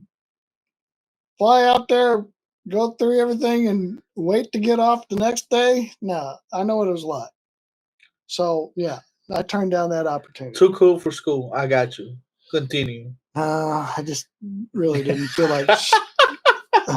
I was in San Diego at the time. The ship was going to be pulling in, and I knew there were other things to see and do. I didn't need to go back. What you had to do in San Diego, Timmy? Yeah, what? Well, San Diego is beautiful. Whatever. Continue. You been to San Diego once? Oh, a couple Twice? of times. Oh, okay. Did you go to Tijuana? Vacation. Did you go to Tijuana? Why? Because I'm Mexican. I gotta go to Mexico. Whatever. Dang, that's messed up. I knew that was gonna come. Why you brought it up? Well, you want to say go to Mexico? I said San Diego. It's right next to Tijuana. That's I didn't know that. Okay. I didn't know that. You don't have to get all. So offended answer the about question. No, I never. I really didn't know that San Diego. I'm not gonna lie. I didn't know. I've been to San Diego. He knows because I told him San Diego, San Francisco. That's where I usually go see car shows. Yeah. And then now we had just first time last year. Yeah. No, I've been going for the past 4 years. Oh. What are you talking about? And then I've been going to like for business trips whenever they do the national safety conventions. They do in San Diego or New Orleans. Oh, okay. So we travel out there for work. Cool. Yeah, but continue, Timmy. Continue. Oh, being racist, trying to send me to Tijuana. Yeah, wait. Yeah, get off that racist shit. I mean, use that as a crutch all you want. I'm tired of hearing that. Continue, Timmy. You get offended by any kind of comment, and you gotta use that. I get so offended, Timmy. Oh, sending me the Mexican word of the day, but continue. You haven't sent it to me in a while. I didn't know I did. I've been sleeping when I sent it because I don't even know where you get it from.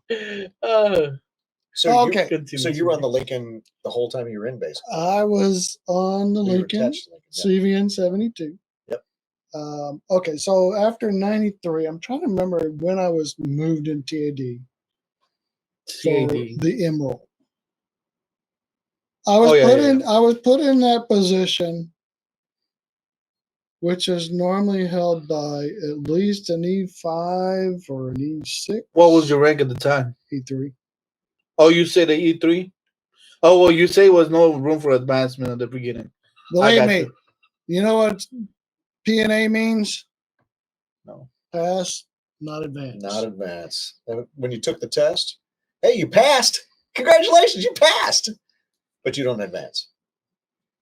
No, I remember you said that it was no room for advancement on that position that they were sending you. Yeah. There's the third time. But why? Okay. So my question is, you mentioned that you didn't have no 3, 2, or 1, but you have like how is not room for advance if you don't got a petty officer second class, third, second, or first class? It's nationwide. What's the same thing? It has nothing to do with the command. It has to do with nationwide. Okay, but for us, for the military, you need to have them like on your unit. It's a certain number of people you gotta have. Yeah. Well, okay, so right there, airframes was messed up. Okay. I'm gonna go back to now. I've been moved into a temporary assigned duty. So E5 position as an E3. Into a position that E5 or E6 normally holds has something to do with aviation supply, but yet I don't know what it is and why I'm getting moved into that position, because the E6 that was in that position had been doing it already for 3 years or so. and it was time for him to advance and move on, but yet they didn't have anybody to replace him. Like, what? That's an aviation storekeeper. AK is what they call it. Yep. Normally held by AK, second class or even E6. Damn. Okay. I'm like, how did I get in this position? Well, someone read my resume pretty much. And they were looking for someone that could learn quickly and figure it out. So that position entailed not only of an inventory, but I had to coordinate with 22 different work centers, being airframes, power plants, avionics, electronics, AEs, weapons, ground support, all that support equipment that's used to support the aircraft. I had to inventory. Damn. That's a big responsibility. Massive undertaking, yeah. There was the list that I was given totaled at over $122 million worth of support equipment.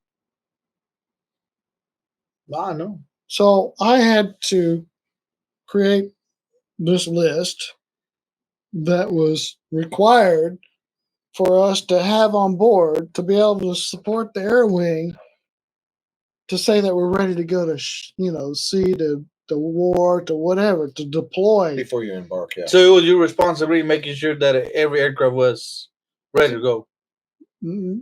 For our aircraft carrier. So when I say 20 different work centers, these weren't people that were E3s. These were E6, supervisors that I had to go to and say, here's a list of equipment that is supposed to be in your work center, and I need you to go through your list. Yeah, I know. And, verification. And verify that it's all here with a location. Yeah. It's like trying to, over there and in I did those. You had to itemize and categorize and tell me a specific location. On. So that way, if I had to go get it, I knew exactly where to go get it. I was an E3 telling an E6 what to do. Yeah. I not only did that, but I had to report to our department head, which was the AIMD commander at that time as commander. I also had to report to what they call a material rep, which was a civilian position on shore. I had to also do message traffic, which I don't know if you ever remember reading messages. Nope. Whenever there was a message traffic, I had to go through and read messages pertaining to support equipment. So what year was this? This was in 94 to 95. And how long did you do that? It was a good year and a half. What did you do after that? I went back to airframes. So you got bouncing back to airframes after that? I was finally relieved by an E6. Timmy, you went back from fucking E4, E5, E6 position to get your ass back to your E3 position. No. It's totally different. I was put into that position, but I still had to do all the requirements of taking out the trash, sweep and mop the floors, do your duty, everything else, your watches. I still did all that. Now, keep in mind, when the Saratoga decommissioned, I had like 100 weapon skids on the pier that I had to take care of. Why do I need those? They look like crap. Let alone, I don't show any deficiency in my list. Why would I need 100 weapon skids? So that's what I had to deal with, the the representative of ComNav AirPack, which was in Alameda. God damn, Timmy, you fucking did everything, man. What the fuck? I'm not done yet. Holy shit. So y'all make fun of me all the time, but yeah, I'm scatterbrained. Why No, you looking I'm at- not. You why see, you looking at me? why you making fun of Tim all the time? You say What kind of say friend are you? he's can't remember things. So yeah, okay, I can't No, remember everything either. this motherfucker remembers every fucking single thing. I know. So he's got the old motto: "Hey, don't make it look like you know what you're doing. Otherwise, you're gonna you're gonna have to do more." You ever heard that saying? I don't think that's Dave, but continue. Yeah, I don't think that's that's. stupid, and you don't have to do it. I don't know what Dave you made, but fucking the one that I know. Okay, where was I now? That you That you went from my totally off. E6 position Okay, so I was in a aviation storekeeper for a year and a half. position. During that time, I took the test and I passed. Well, when I say take the test, it's not. You have to get your evaluations. Your Oh, yeah, Troy, everything happens. we got a message from Troy Kaiser. Oh, Kaiser, dude! Tim, you made a great office bitch in Yeah. AMD. AIMD office bitch. He's watching. Wait, who's Wait. that? So who's that? I don't know who that is. Troy is another shipmate that checked in to airframes at the Hey, same Troy, time. make sure you like and subscribe, man. Yeah, Come on. he's watching. I know he's watching. So, He's just commenting. Him and I got to talking. He's a Nebraska boy, but now he lives in Dallas, Fort Worth area. God, why everybody moving to Texas, man? Why you moving to Texas? No, I'm gonna stick up for him. He's a Dallas Cowboy fan by heart.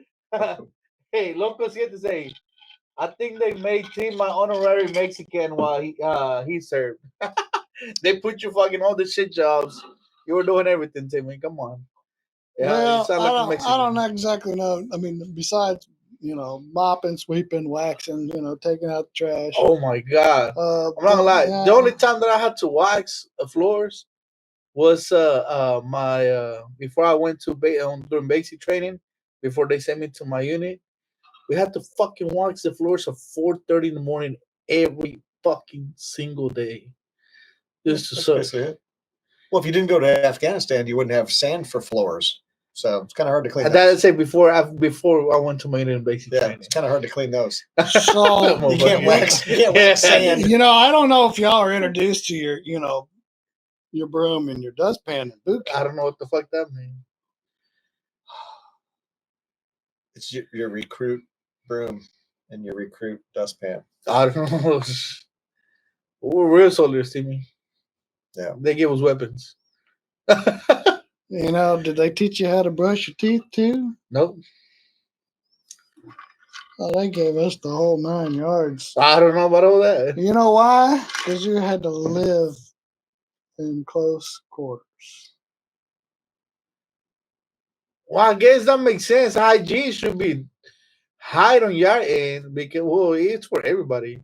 We used to just beat the shit out of the fucking stinky kid, and you fucking fix that shit right away. So back to hygiene. Back to hygienes. Yeah, we had one individual that. Oh, you beat the shit out of him a couple of times, so he learned. Well, this person he had I guess it was a natural body problem, but he stank all the time. His rack smelt. He was nasty. We call him bunk parties. You fucking hold that bitch down with the blankets and fucking 60 It didn't beat the shit out matter. of He you. got moved around, and he showered, everything. It's just but he also was a problem. Anyways, I'm not going to get into that. Continue, Timmy. Continue. So Honorary back to Mexican. yeah. You see, so you're not racist. You just half Mexican. Hey, I'll never forget when the one co-worker, his name was Michael DeJanin. I guess he was born in Ecuador, but no one would have thought he was. You ever fucking call that motherfucker Mexican? Never thought he was Hispanic in one way whatsoever, but jet black hair. He always had it combed slick back. Of course, we had the the max of 1 inch or 2 inch high that you could have your hair. He pulled that sucker all the way down to his chin. Wow. Because that's how he had it slicked Yeah. back. But he would introduce us every morning when he was in one of his great moods when he come to the shop. Troy, pipe up if you can. He would come in and say, Buenos dias, puñeteros. Puñeteros. And I got you. that was it. Translate. It's friendly guy. Oh, okay. Yeah. Okay. Yeah. Wait for that one to come up. So yeah, that was the hilarious part of DJ, should we say. Oh. Back to Emerald. So yeah, I had passed the test. I had time in service. That's Okay. probably how they actually moved me up, even though I passed it 2 times. Oh, so you move over to E4. Yeah, so they had pretty much had to move me back to airframes. That makes They sense. finally got an E6 in my position.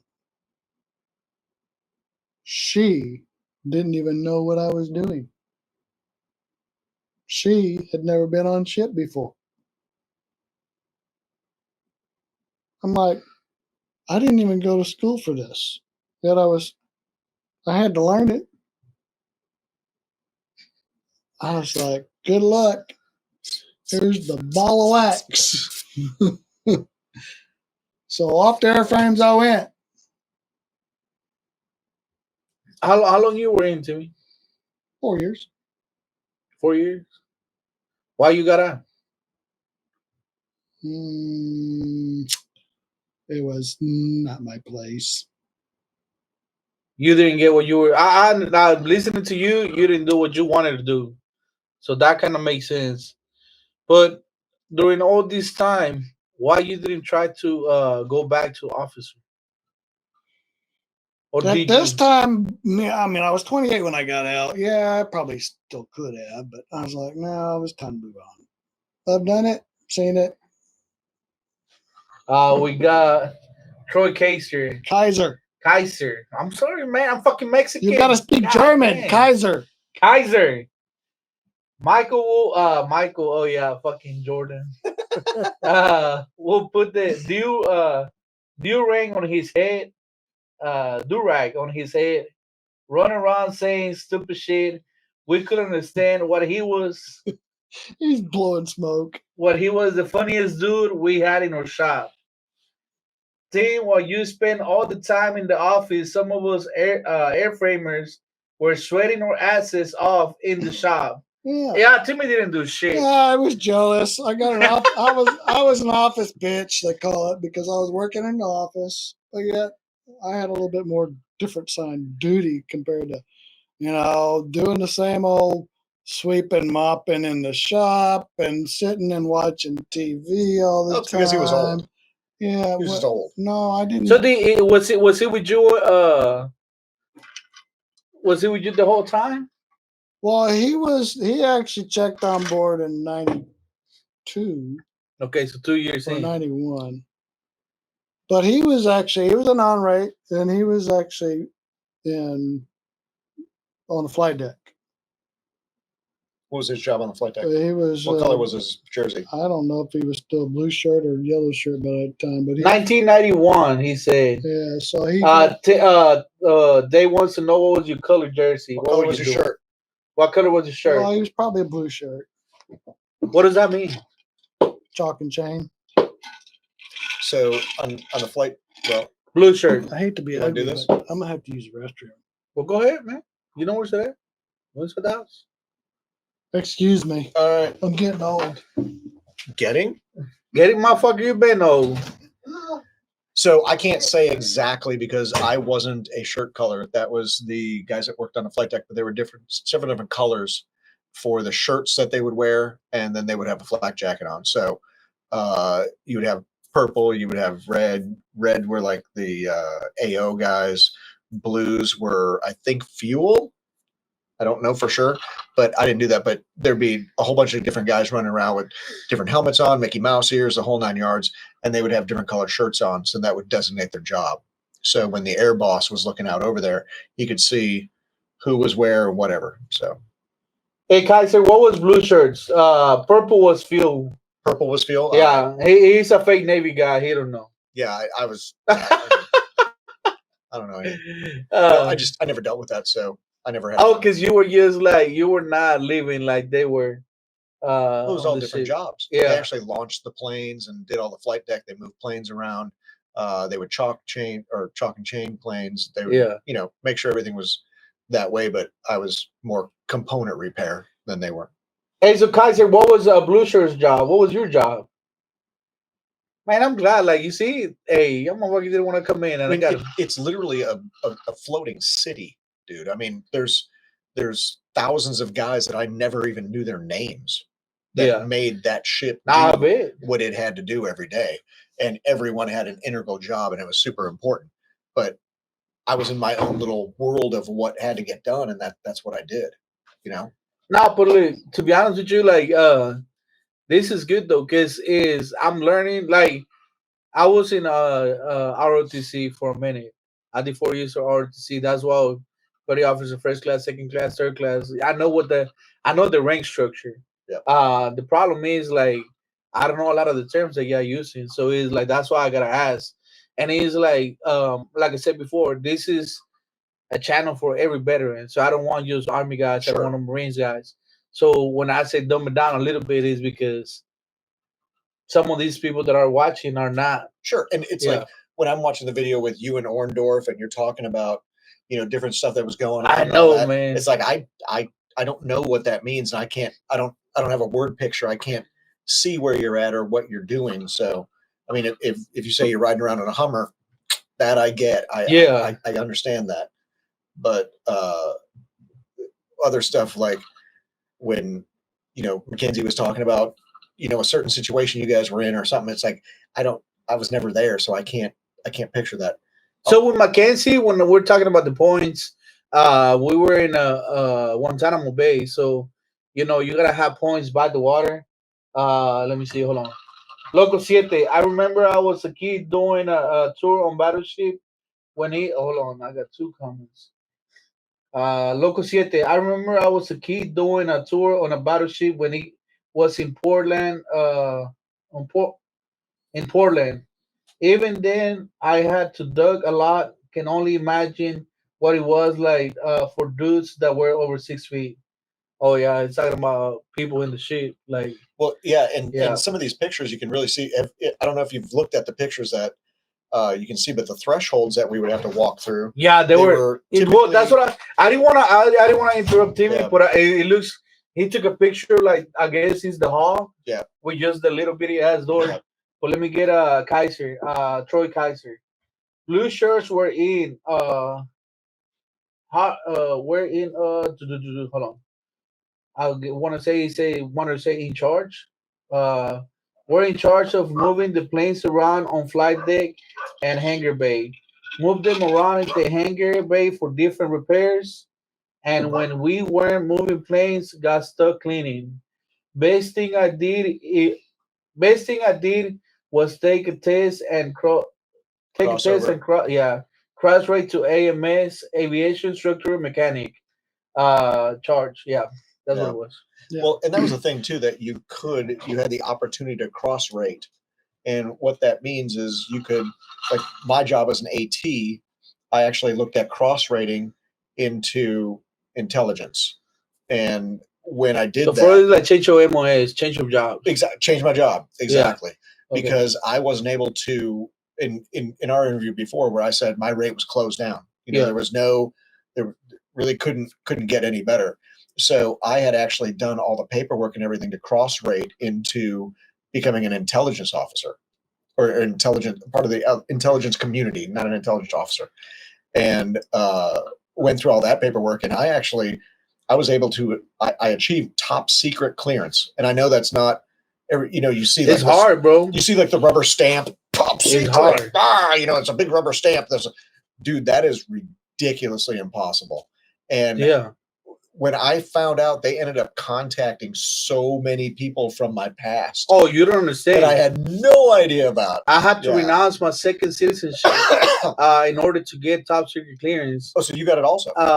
What the problem was, like, since I got dual citizenship, they contacted the Washington D.C. Mexican embassy and told them that I needed to renounce my citizenship, and that they needed to they made me destroy my passport in front of them, my Mexican passport, and then they made me sign a paper saying that I was renouncing my Mexican citizenship to get top secret clearance. Whenever they contacted Washington D.C., the Mexican embassy told him it doesn't matter what paper he signed, it doesn't matter what you make him do. According to the Mexican Constitution, a Mexican being Mexican always going to be Mexican, and he's never going to lose his right to be a Mexican.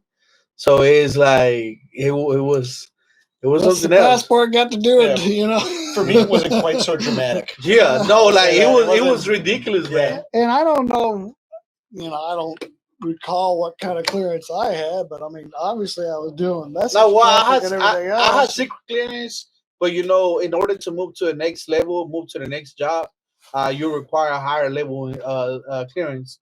Because I was trying to reclass to different MOS, psyops, and then it crossed my mind going special forces, but I done fucked up. Well, I got out, but like before I got out, I was going through the process of top secret clearance, and people that out there like, well, name everybody that you grew up with. I was well, everybody that I grew up with, they're not people that I want them to contact. Like, so back to the program that I was involved in, you know, dealing with message traffic, it, you know, could come from, you know, our Pacific Fleet command being Continental Air Pack, and I had to, you know, be able to, I mean, the whole problem with this, I say problem, the whole point of this program was to be able to say that you have everything ready. You have everything on the ship that you need to be able to support the air wing. So if I didn't have one, let's just say a tow motor to be able to haul an aircraft around the flight deck, it was, you know, broke and needed more extensive repairs than what we could do. What are you doing over there? I need some more ice. So we would have to send that tow motor to get repair, but we didn't have time for it to get repaired. So we would get it from another aircraft carrier or another, you know, facility that had it. Therefore, we had a ready list. Local 7, I never said, but I always have been ID10T certified.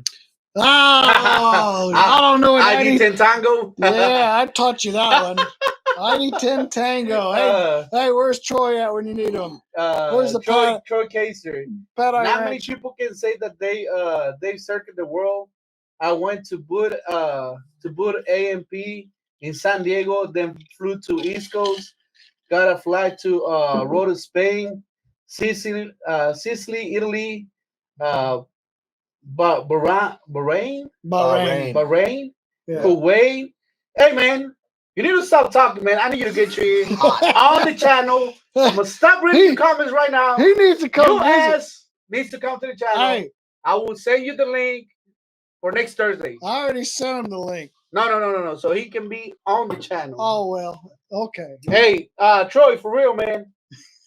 I'm not gonna read your comments. That's it. No, if people want to read it, they can read it. You can read it. You no, can I don't want to read the comments. Well, turn it slow. No, it says like then back around. God damn, these little hearts. Then back around Hong Kong, Philippines, Hawaii, then Alameda. Wait, that's not what he says right here. Alameda is okay. Yeah, I'm Mexican. So he got since he was on in 90. I don't want you to tell me about him, Troy. I need you to be here next week on this channel so we can talk and Timmy can stop talking about you right now. Continue about you, Timmy. Okay. About you. The life of Timmy. Yeah, life with Timmy. So I got Loco 7 Bena ID 10 Tango certified. Fucking Loco. Continue. Hey man, you gotta meet this guy. Oh, you met Loco already. Angel. Yep. Yeah. Continue. Yeah, whatever. No, you haven't. So okay, so So you're Emerald. out. They kicked you So out. No, he did, man. Oh, go ahead. the time I was in Emerald was during the time of change, should we say. 94 was when, 93, 94 is when Congress passed that combatant ships will be outfitted to accommodate female. Easy. So all this time you already had no females on the We didn't have women on board till 94. Nope. After that cruise in 93, we had to go on what they called ship rehabilitation, whatever. The training that we had to go through. But we had to also outfit the ship. God damn these motherfuckers. We had to modify the Troy ship. Kaiser. Again. Kaiser. Motherfucker, you stop commenting and get your ugly. Haven't you ever had a Kaiser Hey, roll? Kaiser. A Kaiser roll. Kaiser. I don't know Dude, what they're that like is. great. Man. Hey, It's like, oh. he's gonna keep poking. I'm gonna tell you. I know. Troy Kaiser. Plus Tim and I have been in Perth, Australia. Tim tell him about going from plywood to shellback. Plus we got a beer aboard your carrier. The beer. You got beer aboard your carrier. Yeah. We were talking about beer garden earlier, but we kind of got off that subject and everything else. Timmy, so a I beer don't see garden. you fucking breaking rules, Timmy. Thank you, baby. Beer garden was for more ice, those dude. who spent more Don't be looking at time. my cup. You're not getting it. That's my new cup. Nah, hell no. That's right here. So You get when we spent more than 45 days at sea, we were given a beer garden. That allowed you to have That's a Mexican cup. 2 beers. Mexican cup. Let me rub it in. 2 beers of your choice. Here goes. You can put that one over there. You need ice? I'll let you know. So you had your choice of 2 beers. And that's when you were crossing the equator? No. This was when you were out of sea more than 45 days. Oh, okay. So we had 44. We had a beer garden, and yeah, there was, of course, all your American-made beers, along with Foster's. Why would you want to drink Heineken, American-made beer? Foster's, Heineken. I can't remember the other good ones that were. My first beer that I took overseas was a Baltica 9. I had 2 of those, and I got so fucked up. Russian beers. Well, before we got back to it was in Kyrgyzstan. You were probably about $1.70 at the most. We were coming back from Afghanistan, and we stopped in Kyrgyzstan, and they're like, you are allowed to drink 2 beers per day, but us being us, I'll give you some cash in the back. Sure. Yeah. Come on. There's always ways around stuff. Baltica 9 and Baltica 10, the strongest beers I ever had. Well, let me tell you, your body goes through a little, problem after not having alcohol for a while. But so after it was 45, fucking a year. Yeah. Not fucking 45 days. Lightweight. So 45 days. Let me just tell you, 45 days, 2 beers will give you a buzz. Of course, I was only at about $1.50 at that time. So I 1.5 would do me right. So I can't remember which beers at the time had the most alcohol content, but I think it was Foster's and Heineken. So Heineken. Those were the choices. Oh, Heineken is almost as bad as Corona. I'm just saying, those were. Or Modelo. Why are you hating on Corona Modelo? What's wrong with you? Whatever. So those what's were wrong with me? I have taste buds. Yeah. Okay. So those were the 2 beers that I think I had Foster and a Heineken, but I also had what do you call it? A shipmate that didn't drink that also got those beers too. Sure. So we had to scan our ID. We were given the 2 beers, and we had to sit in the mess decks, and we were sitting in chairs. And of course, we didn't have no table, but we were talking to the buddy and, drinking. And of course, that one's gone. And, 4 beers later, we're ready to go. Because he didn't drink his, I drank all 4. So, yeah, that was how that worked. They did have, you don't know what a Steel Beach picnic is, do you? Okay. What the fuck is that? A Steel Beach picnic. We had a picnic on the flight deck. We had Hey, Loco Siete. hamburgers, Carnival Cruise. hot dogs. Like you say. We had, grills set up on the flight deck. We had, non-alcoholic beers. The fuck? O'Doul's or some kind of shit like that. They gave us those shit. We threw them away. This was like I don't even remember why we even had the Steel Beach picnic, but it was a relaxation day, should we Go say? fuck out of here. So yeah, these were cruises. Nothing like what it was before. So we're talking. Troy wants to say about being shellback. Troy cannot talk no more. He's done. He's cut off for the day. So shellback, you don't know what crossing the equator is. You tell me. Crossing the equator is a whole initiation ceremony. What? Because you were always a polywog, and in order to be a polywog, you have to go through the ritual What is a polywog? of King Neptune. Yeah, I'm lost in a motherfucker. A polywog is a baby frog. Before it grows its. Oh, I got you. Yeah. Polywog turns into a frog. So then after you go through the ceremony, Well, it's not big. You become shellbacks. Okay. Therefore, you are pretty much not a green anymore. That's what he commented earlier, polywog. I didn't want to say shit. We'll continue. I told him he's cut off. I don't really need shit no more. Well, everybody's watching can read his comments, but us, it's okay. That ain't fair. I mean, Troy's a good dude. Yeah. Continue, man. He will hook you up. Oh shit! Hey, hit me up. So let's see, where was I? So 94, we had outfitted the ship for female. I was in that position still in Emerald, and so do you experience any females on the? I ain't done yet. You got to give me a I'm minute. asking you a question. I was getting there. I'm trying to remember which one checked on first in my work center. Okay. Which one checked on first? Continue. It was easy for us. I mean, when we went out on Washington, I think there were 3 or 4 females. I hate it for the whole cruise. I fucking hate it for the whole. I fucking hate it. Continue. What? Having females around you. Okay. What? They do the exact same job that you nope. do. Well, we gotta just hold back. There's the politically correct and incorrect. Not politically. It's like so 94. We had women coming aboard. 94, if you don't recall, the first female Tomcat pilot woman was killed. Yeah. She was making the approach. Yep. We pulled out of San Diego, yep. And she was making her approach, and into the ditch she went. Yep. What the fuck? They grounded all the female pilots after that. I don't know what went on, but I can pretty much tell you that. I mean, really, and do you really want me to read this comment? Go ahead.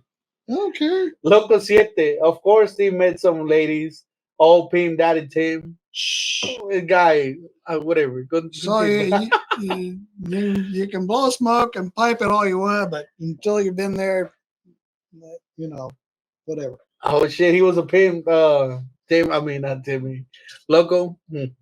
Oh, you do, man. You I remember you met Loco. Probably. He was helping us with the engine when we were putting the engine on the glass house. Remember whenever we had the problem with the was he the one from San Diego or yes. Yeah. No, in Washington. No. Oh yeah, Washington. Yeah. Well, Anyways, I can't remember which female Continue, Pimp Jordan. was, yeah. And so when I was in this position, I worked in a small office, and we had basically 4 desks, but one was tool control, which I think you know what tool control Absolutely. is. So when those nice, good Snap-on tools were accounted for, unaccounted for. Snap-on tools. Oh yeah, we had high-dollar tools, 3/8 drives, and everything that. So you got the Craftsman, and he got the Snap-on. No. No. So tool control. Anyways, we had different setups in this one office, and there were 2 airmen that checked in along with a chief. And I don't know the sequence of who was there first, but I want to say it was, anyways, I'm not going to say any names. But the one that relieved me was even a female. Yeah, you mentioned that. So when I left out of that office, there was 4 women. And I'm out of there. So off to airframes I went. I don't even know where I'm going. It was a transition from 93 to 94, being, what you could do and what you couldn't do. And it was a big difference. And to support his point on that, I mean, we started getting training weekly about things you could say, things you couldn't say. Sexual harassment and all that absolutely. I mean, and it just got to the point where it was just. It's prim and proper. So no, but look, this is. I do want to. I got a couple of females that's supposed to come to the channel that have been in the military. That way we can see their side. I know one of them, her side, but it's like one of the things that I hated as a combat guy, having females with us. It was kind of towards the end of the deployment. We had 3 females attached to us because we're going to a new area that no one ever been over there, and they attached 3 females so they can talk to the locals. The problem with that is like they brief you, like, hey, we're gonna have 3 females coming into the compound. This is gonna be their room. No one is allowed to be there. Sure. We're gonna post guards outside the rooms. We're gonna post guards during the shower time. And he's like, used to piss me off because they pick like people that they can trust. And guess who motherfucker was posting guard outside the showers while they were showering. Like it was my free time, but I was sitting outside the shower, like making sure you still nobody. Got it, yeah. And then like what pissed me off is like they talk about nobody police. Every single motherfucker was outside that room. But not the fucking tent. Like every guy was trying to talk to him. So everybody was there like, look at these motherfuckers. Like they're gonna get the like like this is where it goes, gonna get demoted. And then someone will like, once females start coming into combat, getting pregnant, they were married back in the States, but they got pregnant during deployment and all that. So it just created more problems. Hey Troy, tell them about Westpac widows. Oh, just kidding. So it's like it created more problems. So to me, female in a combat environment is a distraction. People are not focusing on what they're supposed to be doing.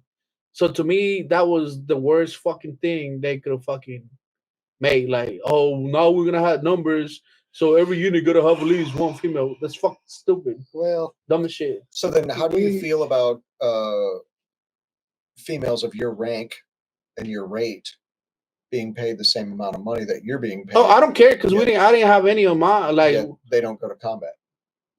I really don't care. Doesn't bother me. So you get bullets whizzing by your head and they don't, and that doesn't bother you? To be honest with you, as long as they're not next to me, I don't care. I really care.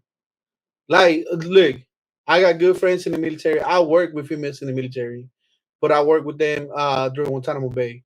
I know females officers. I know females MP officers. I know medics. Uh, one of them, I still talk to her. Rachel, hopefully she comes over here to the channel. I met her in Guantanamo Bay. So it's like I know the reason why I bring females in, like she's a medic, right? She's a EMT right now, but they seen so much shit. Like even though they're not in combat, they seen so much shit. So the females that I work with, is different that So other just as a jobs. hypothetical situation, so Carpenter was a medic, correct? Yes. And the things that he said that he saw, and I know you had to edit some stuff out. Yeah, I should just shut up. No, but look. No, but look. What it is So- like. No, I know where you're going. I know where you're going. But it's like, to be honest with you, the way I felt is if I didn't see him, it didn't hurt me. You know what I'm Well- saying?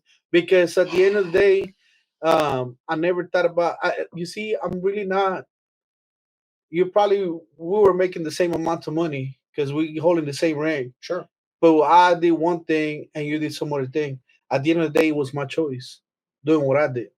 No It's not one really else. your choice, dude. It's what you're thrust into and told that you have Like, to do. no. It's Oh, not really yeah, your yeah, choice. I because- chose to be infantry. I chose to get that job. Okay. So No one told there's me- no excuse. Well, so he's like, that's what I'm saying. Like, I'm not the military pay grade is there for a reason. Doesn't matter what your job is. Regardless, a cook is gonna be making the same as me. But whenever a cook tells me, and this happened, it was a male cook. Oh, I can only cook breakfast or dinner. I cannot cook both of them because I need to get my free time. Thinking they're in the fucking Navy. Mhm. So it's like, all right, you Well, want to do there's that? there was 4 So, meals a day. I was like, all right, because mind you, the first 3 to 4 months we didn't have no. I told you, all the food that we ate was whatever MREs and whatever the wife sent from the states. That it would be Roman noodles. That's it. When we first got a cook, we got so excited because we had to build the fucking chow hall for that bastard. And then he's like, "Well, I'm only cook one meal, either breakfast or dinner." I was like, "Oh, okay, you can do that." But since you're only cooking one meal, that means that you have fucking free time. We put the motherfucking rotations and send him out to the field. Oh, I didn't sign up for that, bitch. You signed up to cook. Either you fucking cook, or you in guard, or you outside. What the fuck do you want to do? You want to be a cook, or you want to be a grunt? Guess what the motherfucker was doing? Cooking 3 meals a day. Well, I don't understand how. So- I don't understand how you got put in that position to make that decision for him. No, it was not us. I'm not saying it was me. I mean, that It just was- doesn't make any sense to me. But okay. Like, what do you mean? I mean, who's directing this chow hall? Oh, As it far was as an officer or an enlistee. enlisted. So who put him out there to begin with? Oh, it was a The fuck. officer. So I don't No. understand how that No, all It's set probably up just a billet was. that was no. So filled. look, this is how it Exactly. works. This is how it works, Timmy. Let me unfuck you. Come on, unfuck yourself real quick. So they sent 3 cooks under Who's, one who's that? under well, they got cooks. No. You know, they do stuff. They do. So- I'd like They to know do what tend they to do do. stuff. So we had one sergeant on one fob with 3 cooks. One sergeant. And that's an You don't E5. need it's an E5. So you don't need that motherfucker with 3 fucking cooks. So they sent one of those E3s, E4s to us so they can fucking cook for us. So he thought he was a shit because he was a cook. But you still a fucking E2, E3. And whenever you fucking, oh, because I'm the cook. Okay, bitch, you want to fucking make your own shit? We're going to put you in the fucking rotation. So it's like, at the end of the day, we didn't have control over him, but we had control over him. Like, he found out real fucking soon because his sergeant was an E5, but whoever was running our shit was an E7. So you think a fucking E5 is going to tell an E7 what the fuck to do? Nope. So either you fucking cook 3 meals a day, or you ask get some fucking guard, or goes fucking out in the field. So it's like for us, That doesn't sound like a good structural environment to begin with. I'm just trying to figure out oh, how it's structured. he fucking learned real quick. Well, So it's like to me that was the only thing. Like whenever you trying to fucking I say numbers are good. I don't give a fuck. I don't give a fuck what your job is. You're here, you fucking pick up a rifle. So is like imagine fucking having females around us like that. well, I don't give a fuck. I don't know if you ever had a Marine detachment on board. We did. They were typically attached to the MMAs, So 93. but I never had to deal with any of them. So 93, we actually had a Marine detachment for our crews because there was actually a Marine squadron of F-18s. So we had 2 individuals in our work center being Marines. They, like you say, had not only the duty to work on aircraft, but also pick up firearm. Yeah. Mastered Arms being, or MARDET, we called it, Yeah. Marine Detachment, was also on board for small arm fire. So, yeah, those are the only Marines we really had on board. If anybody else was sitting down at breakfast eating in camouflage, you know what those were? Those were the SEALs. I don't recall any camouflage sitting down in enlisted mess halls. Every now and then, I when we were don't recall doing, seeing it. And when I'm not we saying would that do, didn't happen. when we would do I just don't workups recall and it. everything like that, every now and then we would have a group come in and they were wearing camos. I don't recall that. And I'm not saying, like I said, I didn't. and I'm not saying it didn't happen. Those were the SEALs. You didn't even know they're on board. Don't know where they were sleeping. Didn't know anything. But all of a sudden, you see some strange group sitting at breakfast eating. It's like, You know, okay. it's like for us, like special forces group, even though for us big okay, so you got a cop and you got a fob. A cop is a small, it's a small unit, small outside place. You just take over a fucking village and that's a cop. You don't got fucking no resources, just whoever fucking went to take over, that's it. So it was like 30 something of us right there. The fob, you fucking have everybody in their fucking mama right there. You got fucking cooks, you got fucking mail room, you got fucking arms room, you got fucking everything, right? So inside the fob, it was a smaller Are you saying compound. FOB? Fob, F-O-B. What does that stand for? Fucking, I don't remember. Forward. Fair enough. Go ahead. Yeah, I don't fucking remember. That's cool. Forward. I just wanted to something. make sure I understood what you were saying. Yeah, I so hadn't heard that it's before. F-O-B. Man, I'm a fucking idiot. I really don't remember. Yeah, I'll get back with you. Yeah. All right. But it's like inside the compound, it was a smaller compound. So it was a special forces, right? Forward operation base. Para fucking Loco 7. There. You got Hey, he's school. my fucking adversary. Thank you, Loco, for unfuck me. So it was inside that the big compound, it was a smaller compound. And you had special forces. And then it was another smaller compound, British forces. So it's like it was different. Like everything that is a specialized group, it was in smaller compounds. For us to access those, you had to be like fucking. I can tell you that I trained special forces when I was in Afghanistan. My last fucking couple of months that I was there, I had to train special forces on an 82 millimeter mortar. Um, fucking, they call me up in the middle of the night. They like pack a bag, you fucking leaving. I don't know where the fuck I'm going. So I use they don't tell you shit. Whenever you use shit like that, you don't tell you shit. Pack my bag and we were fucking walking inside the fucking fob. And inside the fob is the first time I see another fucking door. And they fucking knock on it, open the fucking like little blind, Hey, and then they let us in. is Troy still watching? I don't know. You haven't come. Hey, Lurch. So you open up and you go in, He pipes up what? and then it's it's another compound, and they like you sit down right there and shut the fuck up. You just go in down right there and shut the fuck up. So then, like, it was like I found out that it was the special forces. We were going out on a mission. The next day, fucking, I talked to him, and they had an 82 millimeter mortar.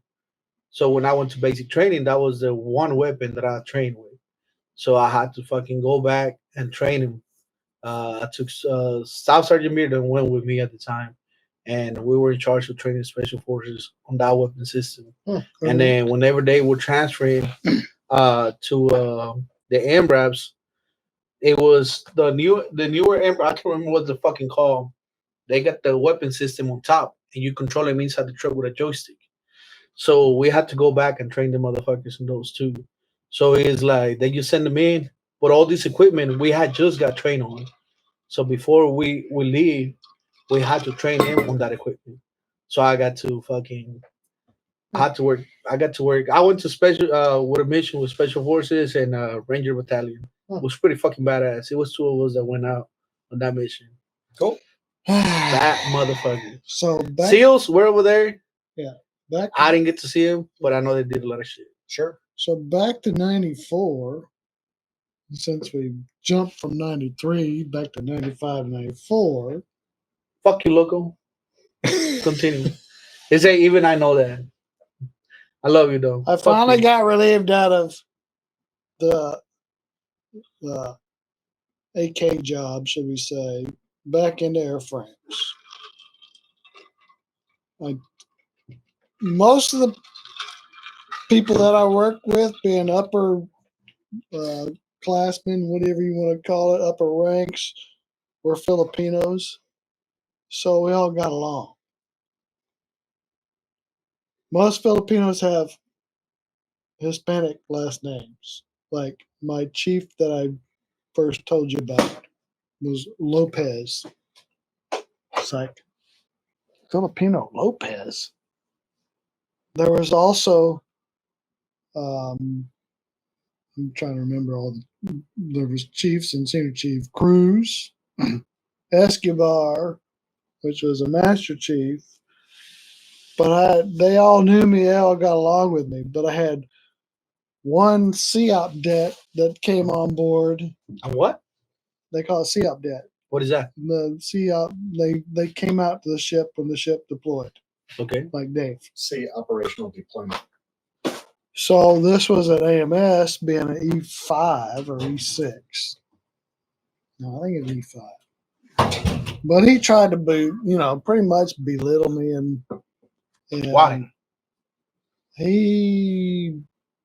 Someone had warned me already, watch out for this guy. He's gonna, get underneath your skin. I said, I ain't gonna worry about him. I get along with anybody. Well, he pushed my button one day, and I know for sure everybody was standing outside the chief's office listening because I was tearing into him, letting them know who I was, and I didn't have to listen to him. So bringing that up, did y'all ever had like fights, like fist fights on the ship? I can't recall a really fist fight, but there was incidents that I could probably remember if I tried, but I don't remember. I mean, there was, a little bit of hazing you might want to call. Nothing that got out of hand. Nah, but like, okay, so I'm gonna give you an example. I know what you're talking about. I'm trying to remember if I even. No rank, fucking go to the back, nothing happened. Well, I think this was the intention of this guy. And you never got into a fight? I didn't need to. Why not? Shit. Troy will tell you, I just got along with everybody. But yeah, there was no need for fighting. You either get along or get your job done and shut up. He's not watching no more. He's not. He's off probably, but no, we had, there was always the sense of, oh, this guy's an asshole, or somebody's mad at me, or damn, I got to do this. There's always going to be that. Yeah. And it's just a matter of how you deal with it. In this situation, I was kind of warned about this guy ahead of time, so I kind of knew that eventually this guy was going to try, but he yeah, he tried to pretty much say that. Troy Kaser. Yeah, there he goes. Tim was a little bitch. Nah, never mind. It's a Whatever. Tim Fix get along with everyone. Tim did get along with everyone. You don't gotta lie, Troy. You don't gotta lie. Oh, he just likes me because I was an office bitch. I was jealous. I got the AC. Hey, Troy, for real, you need to come to the channel, man. Although, I need to talk to that was it. I mean, we got along. He had a '69 Camaro SS. Damn, for real? Yeah, I definitely gotta get you over here. he sold it. But anyways, that was another episode. What were you driving? Oh, I bought a car for my sister. What was it? It was how old are you? When were you born? 87? It was an '88 Oldsmobile Calais. I bought from my sister because I really didn't need a car, but it was on base, and I really didn't need to go anywhere because I lived on ship. Yeah. Although to go clubbing and everything else, you still had to risk driving. So do you dad already had the Packers at the time? Oh yeah. Well, Do you ever borrow the Packers just to go out? What's wrong with you, man? I'm trying to remember. He went through a period of time. I don't think he had any. Let me. For you, so y'all know, man. I love cars. Timmy, let them know what kind of cars you pops have. So I grew up with a father who was pretty much, how you say, he was a Packard fanatic. I can remember at the age of 5, we had one. I can't remember if it was a black. I can't remember if it was a 4-door sedan. But anyways, that was when I was 5. But from the time I was 5 till now and his passing, I could almost count them, but I'd have to count on my hand. Nah, use the ones that you got, like the main ones I used to have. Well, currently they're still in my mother's possession of 2, and they both 56 Caribbeans. One being a hardtop and one being a convertible. Got the sister pack. We have a his and hers. Hers being the convertible. Now, the convertible is of a paint scheme that's not familiar with. It's not original color. It's a custom color. Well, that came from factory. It's an original color. Yeah, I know, but it came. You have to order. Back up. This was a car that was special order. Yes. Normally, these cars were painted in the black, the white, red, and black trim, or a white, green, and black trim. This one is not in that trim color, and it's been challenged as far as saying that is not the original paint color. Yes, it is. It was a special order. So the one Packard that we did have at one time was a 35 Roadster. Yeah, 3-speed, which oh yeah, amazing. Yeah, and this car was actually in a Charlie perfume commercial. You're gonna have to look it up, but yeah, it's old school. So we've been here for 2 hours and 33 minutes. I'm gonna give you 15 minutes more, Timmy. So you got 15 minutes, Timmy. Hey, you asked about the Packards, so yeah, no, that's what I'm saying. Yeah, that's pretty much what I grew up with. Packards around the house until I kind of went off to school and whatever else. Oh, let me catch you up. We went to Packers, but because Kaser had a what is it, 69? Is this Camaro? Who's this? Kaiser. Troy Oh, Kaiser. Nice. Still has or had? He had. Okay. Yeah, that's why I was like, man. That's what he I asked Timmy what he was driving at the time. He say I was Fiesta. Catching rides with him. 84 Chevette. He said he was driving a Ford Fiesta.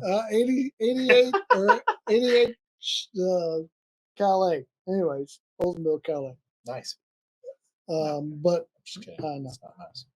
This acquaintance had a 69. Troy Kaiser, fucking Kaiser, motherfucker. We're gonna correct you When every the time. rack squadrons came on for a 30-day cruise, there will be some arguments, fights. Some came on cocky, but they left when the deploy. Motherfucking hearts. You can't When read. no, it's because he's a heart in the middle. He's trying to. When they deploy with our squadron, we were all brothers with one mission. So only when y'all had people from coming in for 30 days. Oh, yeah, well, I mean, like Dave. He They would come out. shit all the He time. would have come out with an attitude of "I don't want to be here to begin with," and you're not going to tell me. So what he's saying, he was saying that you were a shitbag when you were in the Navy. Just so you know. What? That's exactly what he's saying, man. People like you that didn't live in the shit. I'm just letting you know. We're just welcoming you to our house, but you're gonna shit on it. You see? Talking mess about you. Just so you know. Well, if you guys could repair the planes, we wouldn't have to be there. Oh no. It's the whole point of having airplanes on. It's the whole point of having airplanes on board all the time to be able to work on them. Right? The only job for an aircraft carrier is to carry airplanes. Yep. So if we don't fix them, I'm going to tell you, there was an incident that we had an F-14 land on Alameda base. I don't know if it was a deal with who they were attached to, but they had to bring the tires to us. It wasn't fixing tires. So you were basically aircraft discount tires. I don't know how it worked. But they landed on so you were NAS Alameda. They blew out their tires. They had taken them off, whoever took them off, but yet they had to bring them to us being. So was it like an old Tex Avery or a Tom and Jerry cartoon where you put like 2 Band-Aids on it and then you put it back out there? I mean, how did that? Oh, no, I'm just trying to figure out how it was. Duct tape on it. I'm just trying to figure out how it was, itemized to our responsibility to fix this aircraft, because any aircraft, maintenance department on NAS Alameda could have fixed these tires. I think you got to let it go. Well, I'm just saying. I think you just got to let it go. These tires were brought to us on ship, and you're still holding on to these tires. I'm just saying. Later. He said that you were a shipbag, just so you know. While you were gone, he was just talking mess about That's typically the way undesignated guys talk about designated guys. Why does he want to try to stir up shit? I'm just telling you what you say. I want to let him catch up. Is that what you? No, I don't want to go there. That's a weakness. I think it's good having having a co-host over here, because you hop on You're questions a regular being. Huh? Nice. Well, so I'll be the sound effect. Hey, guy. Man, you got time off. Hey, so Dave is gonna get 50% of all the money that I make tonight. That means you ain't getting shit. We're not making anything. No. But on the real, I think this is good. I wanted to see how it would work. Especially the reason why I wanted to have both of y'all here is because both of y'all went to the same basic training. Even though both of y'all went together, y'all did 2 separate jobs. Completely separate. Separate jobs. Yeah. As Troy Kaiser said, Timmy. I finally got it right. Kaiser. Timmy didn't do shit. Oh, yeah, okay. Kaiser was a good sport. No, but it is like young punk. But it's like what I wanted to show, like, even though both of you, and how I came out with this is because I was listening to you fuckers fight last time. Not fight, but arguing about what y'all did in the military while we're at your house drinking. Sure. So totally I thought it was a good idea to bring both of y'all that did basic training together and ended up going 2 different paths. Yeah. For us, once you go in already with an MOS. I didn't know about this, like whatever. It's fucking they completely need. separate. Yeah. Yeah, so Yeah. it's like that's why I was like, man, like how the fuck this work? Like I was wondering how this worked, and now I got my answer. Yeah. And I wanted to share that with Sure. people that don't know, how these happen. Well, they don't know, but I knew because I was listening to you arguing about this shit the other day. So I was like, the whole time y'all were arguing, I'm how the fuck these fools went to basic training, but they didn't do the same shit. So I'll give. That's why I say I'm gonna fucking ignore y'all, both of y'all motherfuckers. I'm gonna fucking stay over here, and I'm gonna let you argue. But we need to have this argument on the Sure. live. Hey, Sure. the bottom line is you Uh, went to school, but you went to college and you ended up doing something different. Yeah. So That's it. to me, if anybody trying to like or thinking about joining the Navy and trying to do what you did, you got any advice with them?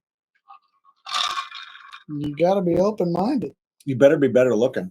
Yeah, the bottom line is you got to put yourself forward and figure out what you want to do. There's going to be people, good and bad. People are always going to want to strike you down, talk bad whatsoever. But you got to just, do what you want to do. And if you want to live your life in the toilet, live it in the toilet. Well, the Anything thing you gotta say before we go? Thank you very much for the opportunity to be here. I'm not really a fan of selling myself and being out there, but I guess I got no choice but to live in infamy.